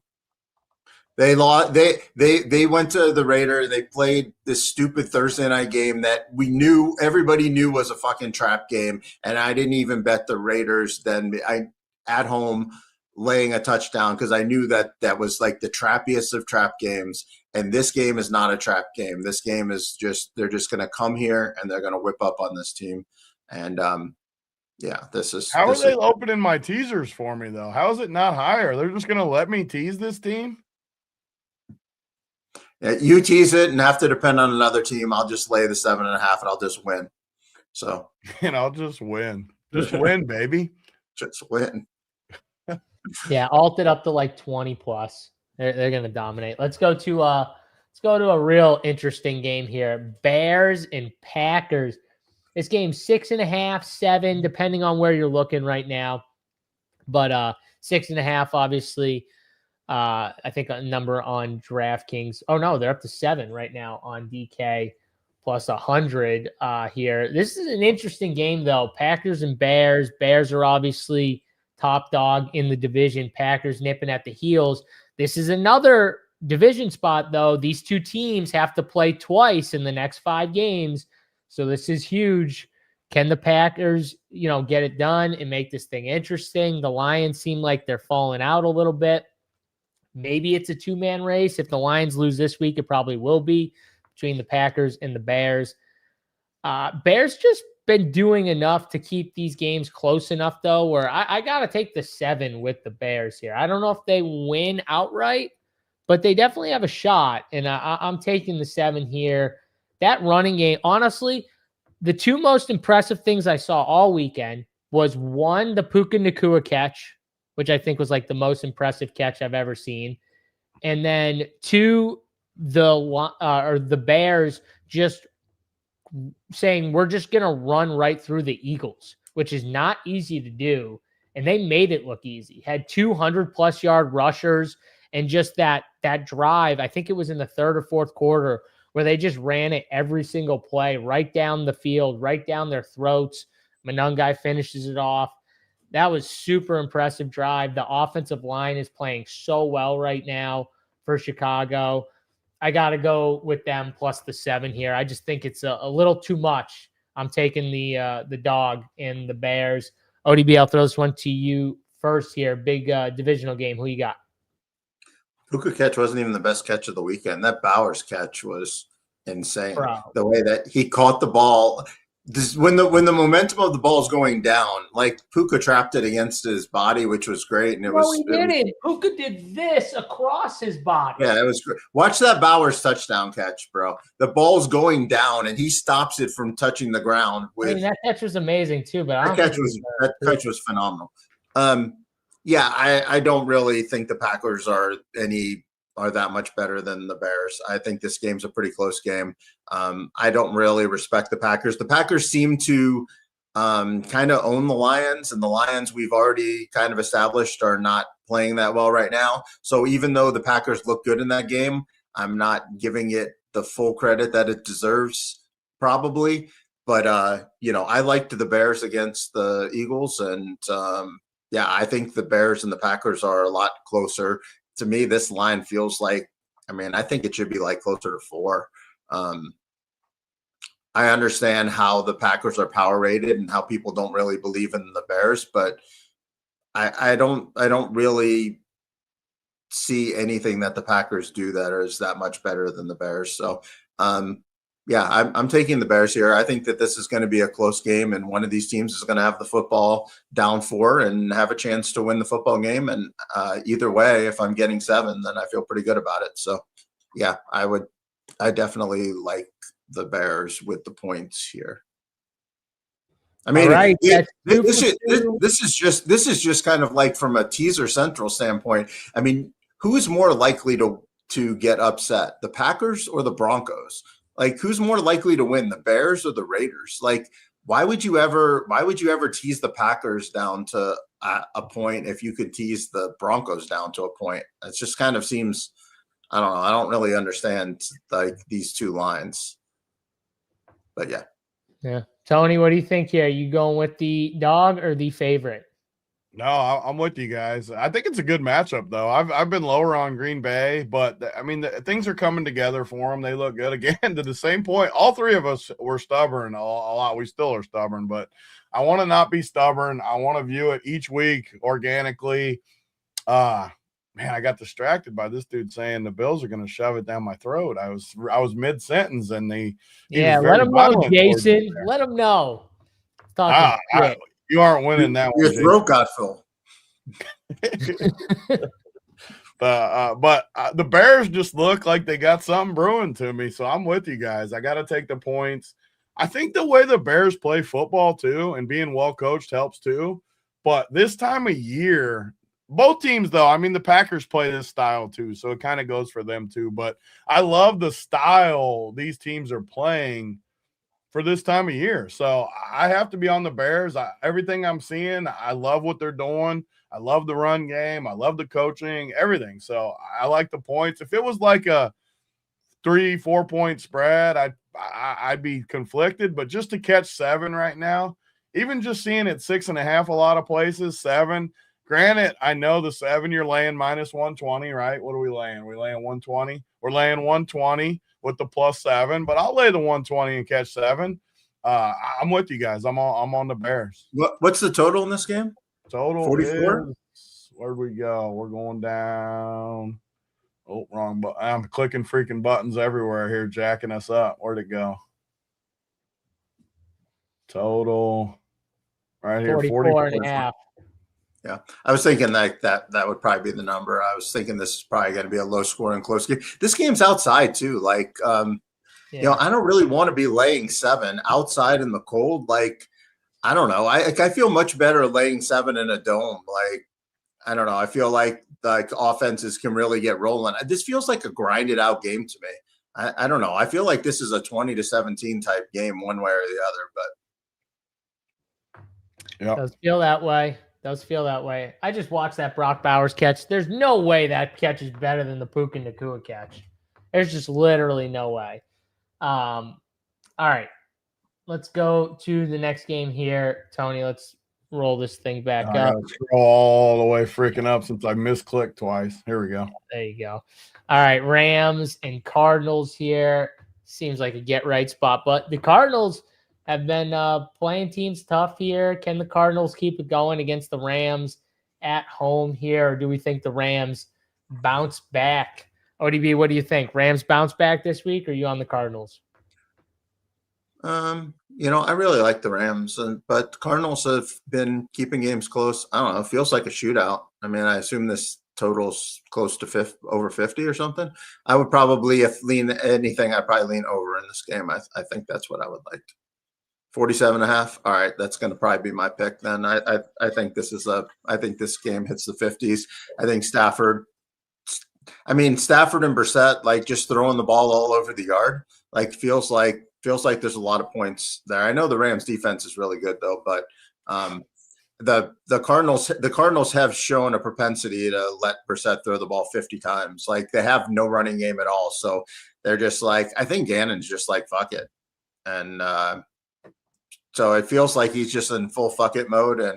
And I feel very confident that Puka and Devontae can get some work, and it's in a dome. So yeah, I like over. I don't know if I really like laying the 8, but I really don't actually feel very good about taking the 8 either. So yeah, I think the over is probably where I'd go. Love the over call. Love it. Matt Stafford's going to rip it up this weekend, 4-300. Tony knows what's up here. Tony, talk about your favorite quarterback, Matthew Stafford, and how great our guy Christian Lyons got me rolling here too. Remember when ODB, I've done probably, I can't even count how many shows I've done in 10 years. 1,000? I don't know. 1,000 shows? More. I finally messed up. First time ever. No way you watch it on a Sunday, but I ended the show. I had to leave early and I hit the wrong button. Totally shut down the whole show. A disaster on a Sunday morning. I accept responsibility though, because it was my fault. It's totally ended the freaking show. Just what an amateur move after 1,000 freaking shows. But I'm with you guys. The Rams, another teaser game too. I'm giving another lock teaser this week at the end of the show because the Rams, I agree with ODB. Like I don't want to look at the difference at our partner DraftKings. 8.5 here, 8s everywhere. Right now, today, after the show, I'm going to bet it. We can catch 7.5. So you're literally catching. By game time, this is going to be 8, 8.5. You're going to get 6.5, 7 points in the teaser for a 6-point teaser when I don't want to lay 8, but the Rams aren't going to lose. So I think it's such a good teaser spot and over spot. If you look at the flow chart, Arizona has just been amazing fantasy-wise, and Brissett's been as good as anybody. If you look at the numbers the last 6-7 weeks, he's been the best quarterback in football. Do I think he is? No, obviously I don't think he is, but I go to ODB's point where they just said, screw it. We're just going to chuck it, and we're just going to throw it all around the yard, score points, and it's perfect. So I love it. I agree with your guys' takes. I'm taking the teaser, but I'm on the over too. I love the over. And that's another one too, where we're catching a good number. Look, 47.5 at our partner. Look at all these other numbers. They're all bad numbers compared to what we can get. So I don't usually say to bet it early in the week. Numbers like this on Gambly where you can see a clear, and 48 is a key number in football. 47.5 is a nice, tasty number right there to bet the over right now. I love that. Love it. The over. Devontae Adams probably catches another touchdown or 2 every week. Man, they just love throwing him those 1-yard touch. It honestly, it reminds me so much of him and Rodgers, because that whole him and Rodgers, their whole thing was at the 5-yard line or closer. He would just always throw him those touchdowns. You would just always give him. Did I just say 6'7" organically again, like always? How many times do we say 6'7" without realizing? You got to stop with this. You got to stop with this. I didn't mean to do it right there. I just said it. It just happens. I almost sent you this video that I found. The whole origin of this whole bullshit 6'7" I already know thing. it all because I know the whole. It's not good. I don't like it. Oh, I don't even want to. I don't want any of your nonsense coming my way. I already know the actual origin of everything. Not good, kids. I don't need don't get into this. Don't get into you this and Tommy G. I don't need you and Tommy G sending me all your whatever nonsense. Fucking Scorilla over here. Scorilla. Guy loves fucking Satan and stuff like that. That's something we should all be listening to. Yeah. We should be sending our kids to listen to Scorilla. Fuck that guy. Yeah. Oh, okay. Big T. Big T's into nothing. The conspiracies. It's not Grayson, a conspiracy. don't say 6'7" anymore. Satan's gonna get you, Grayson. Grayson, just play hoops. Just play hoops. What are the good old days when you would just make fun of kids? You know, you wouldn't have to do this or any of that bullshit. You just make fun of kids. You know, you hate fun. ODB, who hates fun more than JSU? Like, you just let the kids have fun, JSU. No. You know how happy it makes? I'm just telling you, like when we're in the huddle, I'm coaching and I accidentally say it. These kids get happier than you've ever seen in your life. Like, Said, what the hell did Satan do to you? No, I mean, some things aren't a conspiracy. Some things aren't a conspiracy, though. When dudes just openly say, "Yeah, I love Satan," that's not a conspiracy. Get us to the next game. I mean, it's not when they tell you that. Get us to the Chiefs game. Chiefs, Texans, 3.5 points here.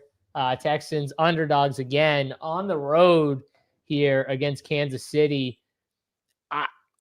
I get that Kansas City has to win this game, but the Texans kind of have to win this game too. These are massive games. I don't know, 3.5 points to me, boys. Like, I'm taking the points here. The Chiefs, I think the Chiefs are a solid team, but 3.5 is just enough for me. I think the Texans are almost just as good as the Chiefs. I think they're very similar, kind of in different ways, but I think at the end of the day, they're very similar teams. I don't know. Give me the points here. I'm taking the points with the Texans, and we'll see if what? Top KJ is my favorite.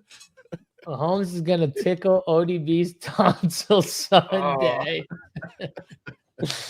We'll see. We'll see. This will be the craziest year ever if the Chiefs don't make the playoffs. Like, honestly, it'll be the weirdest thing ever if they don't make the playoffs. I got to admit, I'm jealous, too. I want to be back in the 3-man dancing gif. I can't have ODB by himself in the gif. I want to have the 3-man again. Get it on the Texans then. The Cowboys Thanksgiving was the easiest play, and you freaking guys, all of a sudden. I was on the Cowboys with you. No, you weren't. Stop. Dude, yes, I was. Go back and pull the tape. Yes, I was. I bet the Cowboys to win the Super Bowl before that game. I literally talked about it. I thought you took the Chiefs. No. The only pick I got wrong on the whole Thanksgiving slate was the Packers. The Packers-Lions game was the only pick I got wrong. Well, no, I got Ravens. I think didn't the Chiefs lose before too? Like, I don't know. I feel like I've been on Chiefs Hater Island by myself, and I haven't really. And I haven't enjoyed not having anybody to talk to here all by myself at the aerobic studio. I got to get back in the gift this week. I got to get back on the 3-man panel.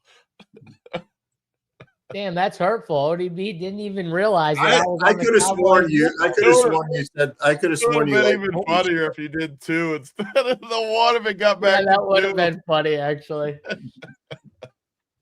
Oh, you got me dying. All right. Are you on the Texans, ODB, just to make it clear? I mean, the problem is that the Chiefs have 6, 7 refs going to be on their side. Stop with the 6, 7. You're going to get him back in it again. Stop. That one was on purpose. I can tell, but I can tell when it's on purpose. No, but the Chiefs are going to have the refs. Like, can you imagine the Chiefs being eliminated from the playoffs in Week 14? Like, I mean, 57 million people watch Thanksgiving. I mean, you have all the Swifties. Like, I don't know. I can't imagine the Chiefs being out of the playoffs. I mean, the Texans are going to have to beat both Mahomes and the officials. And we know the officials can have a hell of an impact on the game. I mean, we see these pass interferences, these non-roughing or roughing the passers, and all this nonsense that they have. I mean, I'm legitimately worried about the Texans are going to have to beat this team by a good 3 touchdowns to actually cover 3.5 points. There's gonna be some crazy ass shit going on Sunday night with Collinsworth. You're gonna hear, "Oh, I don't know about that one, Mike." Or whoever. I don't even know who he does it with anymore. Collinsworth's going to be tickling some tonsils. Oh my god! Oh, look at Pat, the way he danced those sidelines. Dude, what are they going to do if they can't gargle Pat Mahomes' balls during the playoffs? What are they going to do? Like, it's going to be crazy. It's going to be rough. I mean, loving just all the free money on the ground with Chiefs, betting against the Chiefs so far this year. I mean, even the games they win, like a lot of times they don't cover, and I'm getting money line sometimes. I'm getting points. I'm covering, winning outright. I mean, it's a beautiful day to be on Chiefs Hater Island. And again, I mean, what is this suck ass offense going to do versus Texans defense? I mean, the Chiefs even going to be able to score? And the Chiefs defense is bad. Both tackles are out for the Chiefs. I mean, come on. Yeah, they just put Simmons on IR, the left tackle. They just put him on Anderson and Hunter are going to absolutely eat. The Texans, you keep the points again. Texans are going to win this football game. If the refs don't cheat here, this is a clear Texans. Win. No, let's not go with the refs cheating. No. No refs cheating here. We're not. We know the refs want to keep these quarterbacks that are, they want to keep them in the season. We saw it with Burrow. Now we're going to we normally see it with Mahomes. Is this like the reverse thing though? After all the years and everyone complaining, and now all of a sudden the NFL's like, okay, you think we're helping them? Here you go. This is going to be the first year. I mean, I will say the Cowboys did get the better end of the calls. So all the Chiefs lovers out there, the Cowboys got the better end of the calls. And the Texans got the better end of the calls. Because the Chiefs are pretty much done if they lose this game. They cannot lose this game. Yeah, they can't lose this game. If they win, anyways, I think this is the spot. I don't think they're done. If they win this football game, they'll hold the tiebreaker against the Texans. They'll hold the tiebreaker against the Colts. And the Colts and Jags and Texans play a lot where there's going to be guaranteed losses. The Chiefs already get to play the Raiders and the Titans. So, I mean, that's 2 wins. They have to beat the Chargers at home and the Broncos at home. So they don't really have a lot of games that they can lose. This is the game. This is the dagger in the heart. Let's get rid of the Chiefs. If the Chiefs win this game, I think there's going to be a lot of people in my DMs trying to get the Chiefs versus the Broncos. But your window is now, boys. If you want the Chiefs versus the Broncos to win the AFC, it must be this week. I'm not giving it to you next week when the Chiefs win this game and they're going to make the playoffs. So if you want action, get it now. The Broncos aren't winning the AFC. They suck. So you can just free roll the Chiefs winning it, basically. So if you want Chiefs versus Broncos must win AFC, DMs are open. Must post if I don't know you, unless you can get Big T or JSU to vouch. Don't get me involved with any vouchers. Listen to you gotta post the role that this Texans team has had.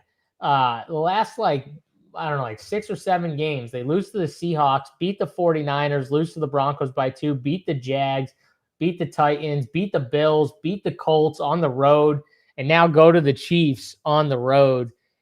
Man, they played some good teams. There's good wins in there. If they beat the Chiefs here, it signals the Chiefs are done because I think they kind of control the destiny. They played the Cardinals and the Raiders and the Chargers and the Colts the last 2 games. So this is massive. I think whoever wins this game probably makes the playoffs and the other one doesn't.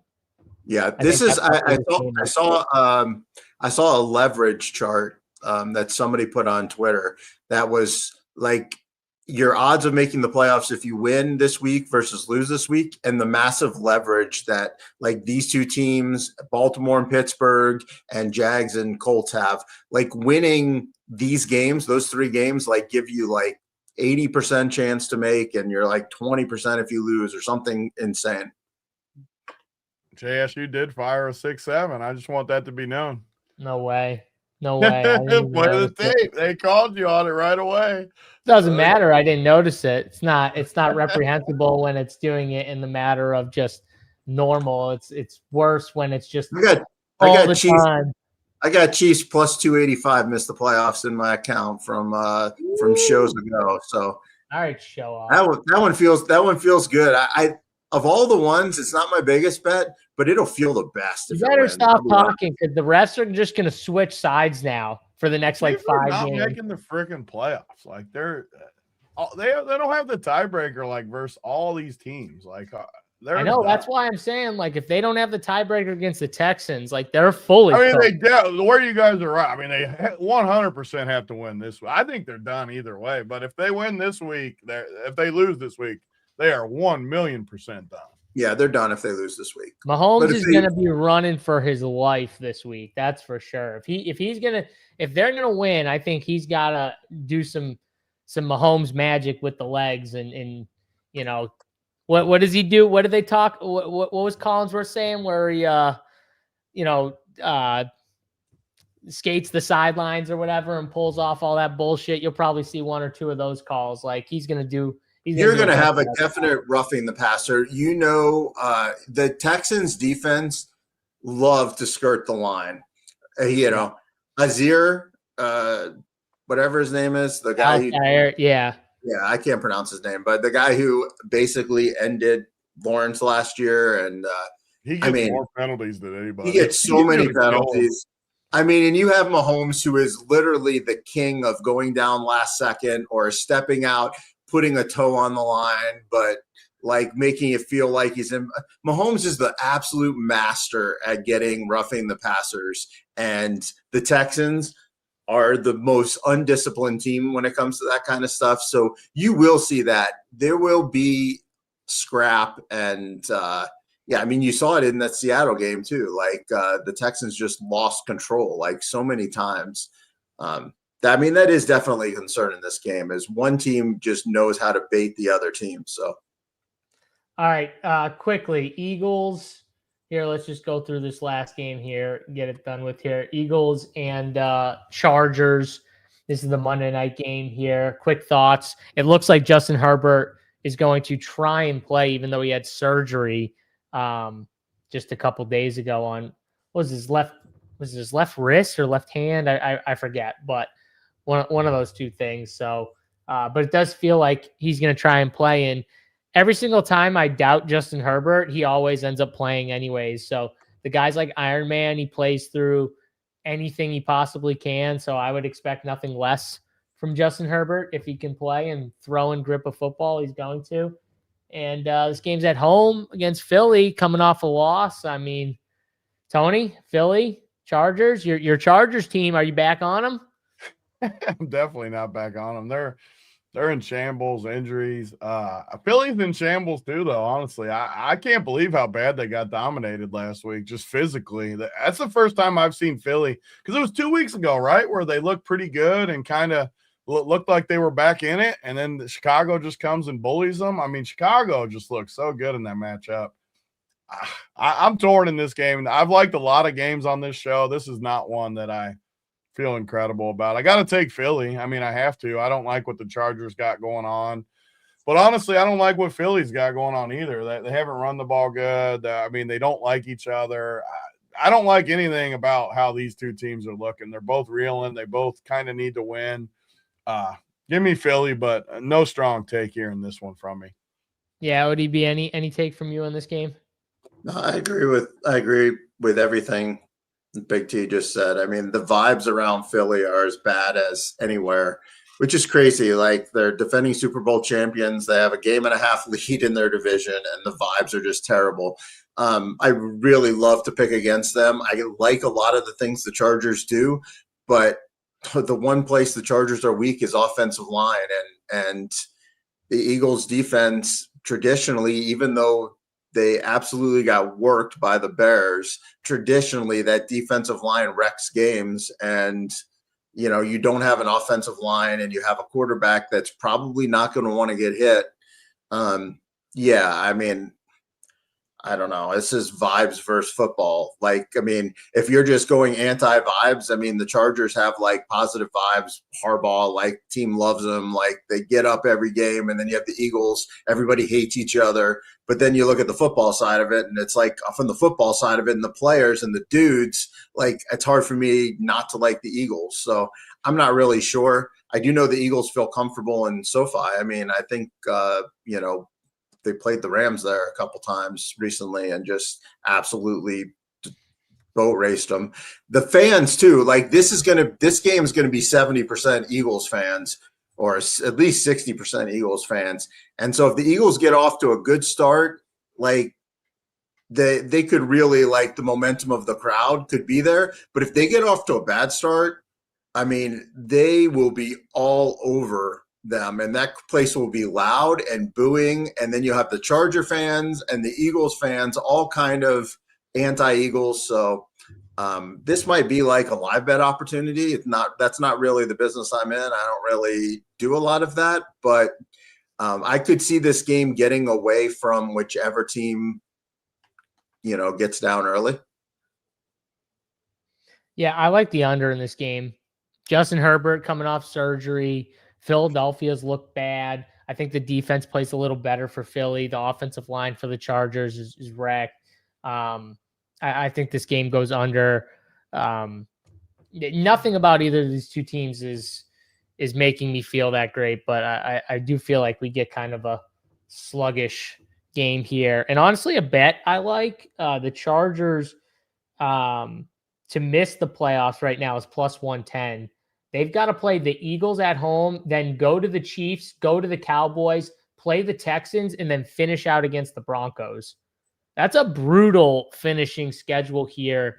They just went through a stretch where they faced a lot of like easier matchups, and they get a brutal finish to that schedule. So I wouldn't be shocked if they were one of those teams that kind of fell off at the end of the season, missed the playoffs. Herbert's banged up and everything like that. So yeah, that's it. Let's go through our three winners quick, and then we'll get out of here. Tony, who do we got here first? Who's picking?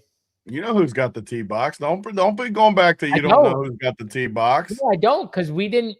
Well, we didn't pick, but it's just like golf. You don't lose the tee box until someone takes it from you. Bullshit, because I would have definitely been 3-0 this week. Because I would have been 3-0 in a tee box. I got you. I'm actually gonna throw it off a little bit here too, and I'm gonna pick a total for my first game. Oh. And I didn't even say it during the thing because you didn't let me talk about the Chiefs. We were talking too much about it. But I love the under because Kansas City's not going to score on the Chiefs. And Kansas City's not going to score on the Chiefs, yeah? Yeah, they're going to have a hard time scoring on themselves. But Kansas City's not going to score on Houston. But I think Houston's going to struggle to score on Kansas City too, the way it kind of sets up. So what do we got here? Let's put it in here. I'll send this thing out too on here so everyone can bet it with us. But total, I'm going under 41.5. Oh no, don't be doing that to me. That's a bad sign when it pops up like that. That's a bad sign for your total. I'll say that. I know it went in there, but it's a bad sign. It's a bad sign for it. I don't love it, but I'm sticking with it. All right, bad start off the tee box. ODB, get us back on pace here. I mean, Bo Nix. Let's go. Bo Nix they're gonna destroy this team.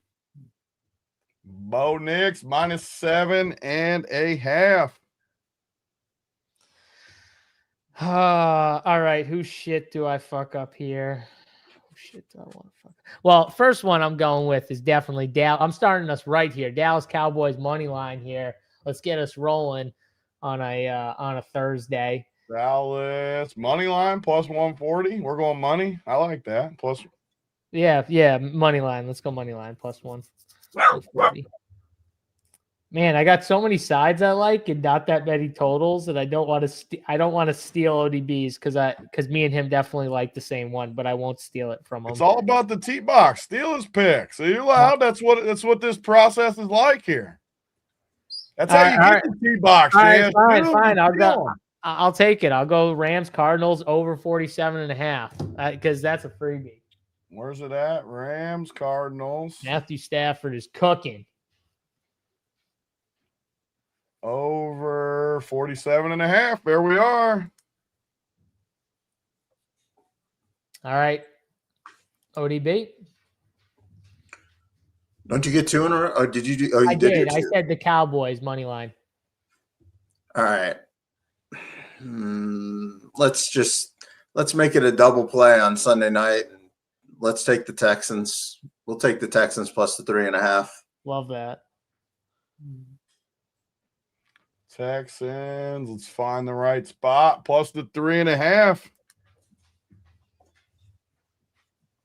Okay, who do I want? I'm definitely taking Jacksonville. So where are they at? Jacksonville. Oh, I'm definitely taking Jacksonville. I'm taking money line too. I'm going to spice our odds up a little. Plus 110. You're gonna ruin our sweet picks with Jacksonville. You don't like Jacksonville? You got the Colts? Yeah, I know. I lean the Colts, yeah, but I'll still bet them with you. And I'm also going. Oh, I gotta take my Bengals. That thing's a freaking lock. I'm glad you said them Bengals. because were you taking the money line or are you taking the? No, I mean I can't lose the T-box by taking the money line. I'm gonna bet it, but I'm gonna take the 5.5. Big P. Don't be trying to influence me into that T-box. You should influence you into that money line right there. You should take 6. You should take 6. What? That's just normal juice, right? Why would you not take the? Let's see what it is. Actually, this is a cool feature. I want to show this because it's a cool feature on the gambling stuff. That way you can at least win if it goes into overtime. Look how cool this is, though. Where like, so if you go this, like, oh god, where'd it go? It goes to minus 129. It won't let me click 6, but yeah, 6 is. I am going to take 6 because it puts it on the actual number. Where puts it on the overtime, yeah. But yeah, so Cincy plus 6 for this one. I mean, because you're getting even odds at 5.5. You might minus 110. That's what everything else is anyway, right? Yeah. All right. One more, right? Just me left. No, Would you? I got to do my total. I'll take under in the Bears-Packers game. Love that, and I'm going to take the Bears plus 6.5. Oh, you got both these games? Okay, we got ODB's got the total. What do we say? Over? Under 44.5? Yeah. And JSU's got Bears. Well, that's the same thing. Yeah. Bears plus 6.5. There we go. Make sure to re-put in this. Make sure to re-put in this parlay after the Cowboys lose on Thursday night, so you can have all the Sunday pick. Flop it. Let's see what odds it gives us. ODB talking shit about my picks. Damn it, ODB. No, for that, I'm taking out Jacksonville out of this parlay. They're out. I mean, I don't know. The Cowboys can win. I'm just kidding. I don't really have a take on that game. No. Don't back off now. You go in on it. You don't like the Cowboys this week. All I hope is that. All I know is that funny part is all of my parlays. My 400 parlays I have in my account right now are all tied to Dallas Cowboys. So they better win this week. Well, there you go. Just make sure to write them down so you can re-enter them without the Cowboys if they lose. I just hope I've got big fantasy sweats. This is the final season. I know everybody that's watching probably has leagues that they need to win to either get in the playoffs or get buys. And I got Pickens and Dak and Jay Willie. Fucking everywhere. Here we go. $100 to win 11K. Let's roll. That one we just did, that's what it pays? No, if I put Jacksonville in there, it'll pay 100 to win 23. That's how much our 9-teamer pays. He took out one of your picks that you and I both can't wait till it wins and you get screwed out of that. That's bad mojo. So 100 with Jacksonville money line, $100 on DraftKings Sportsbook will pay 23,200. That's bad mojo taking out Big T's pick. Jesus, I know. And on my sheet of paper it says lock next to that. No, it doesn't. Yeah, it does. Really? Lock. Oh God. All right, fine. I'll put 25 on that one. I do. I gotta get people have been liking my teasers too, so I gotta end it with it's a 5-team teaser this week. You can round robin everything, but a 5-teamer plus 333 is the payout. Tampa Bay, Denver, Jacksonville, Washington, and the Rams. 5-teamer plus 333. And if you don't like the Cowboys like ODB on the money line, you can take the +3. It only brings it down to like $100 still wins you 18K. So it's not like that far. So that's if you're because like when you have a 3-point dog and you say don't need the points, it's not that big of a call. No, I'm saying if you're like ODB and you don't like, I'm not doing this. I'm saying I if you're like ODB. I don't hate it. I don't hate the Cowboys for the record. I'm just neutral on it. I'm just saying, like, you put us out there with a 43%er on fucking game 1. Yeah, it's my favorite bet of the week. What do you want me to do? I actually like when there's one early, but I'm like in between you guys is the funny part. I like doing it because then when you lose, you just fire the same thing right back in there. Is what I like about it. Believe me, I love it.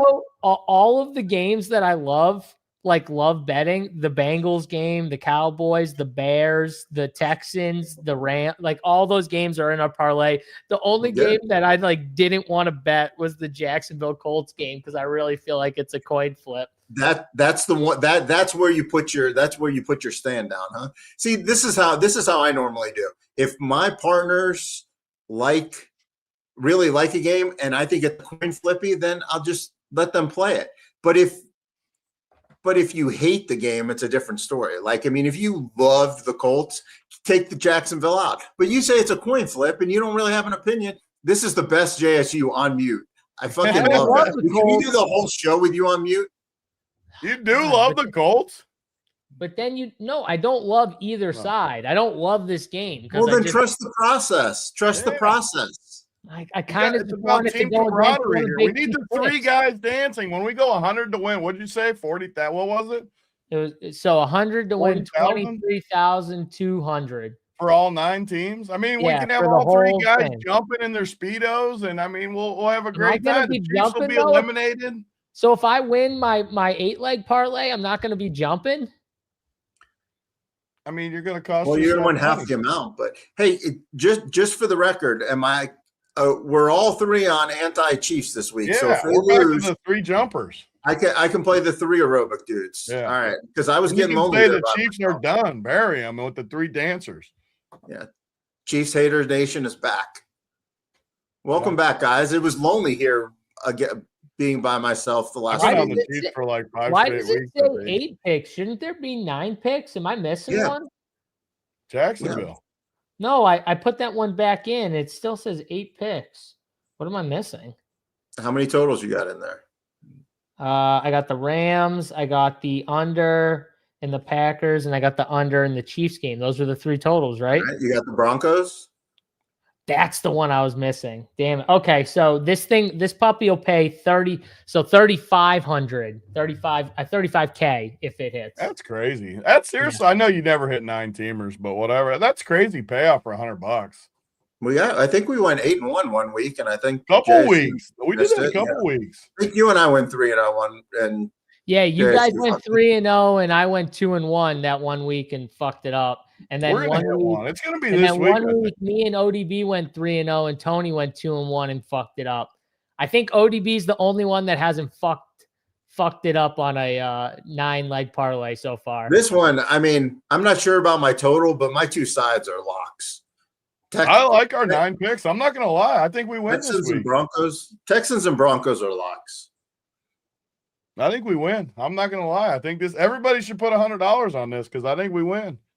Imagine if we won a 9-teamer when like 100 people bet it with us. It would be electric. It would be absolutely electric. Should I add my favorite UFC plays? Oh, we already got 9 teams in. You're going to want to start putting in freaking. Let's get out of here. Yeah. 2 hours, 3 minutes. Before you start putting 3,000 other plays in there, Grant Dawson by decision is plus 400. I'm just saying. He's plus 400. All right, we're going to get out of here. If you want my UFC plays, I'll be on Saturday. You can listen to that shit. For Big T, ODB, and myself, JSU. Good luck in your NFL bets over on DraftKings Sportsbook. Whatever Big T was fucking doing over there, I apologize for that. We'll see you guys next week. We're out of here. Peace.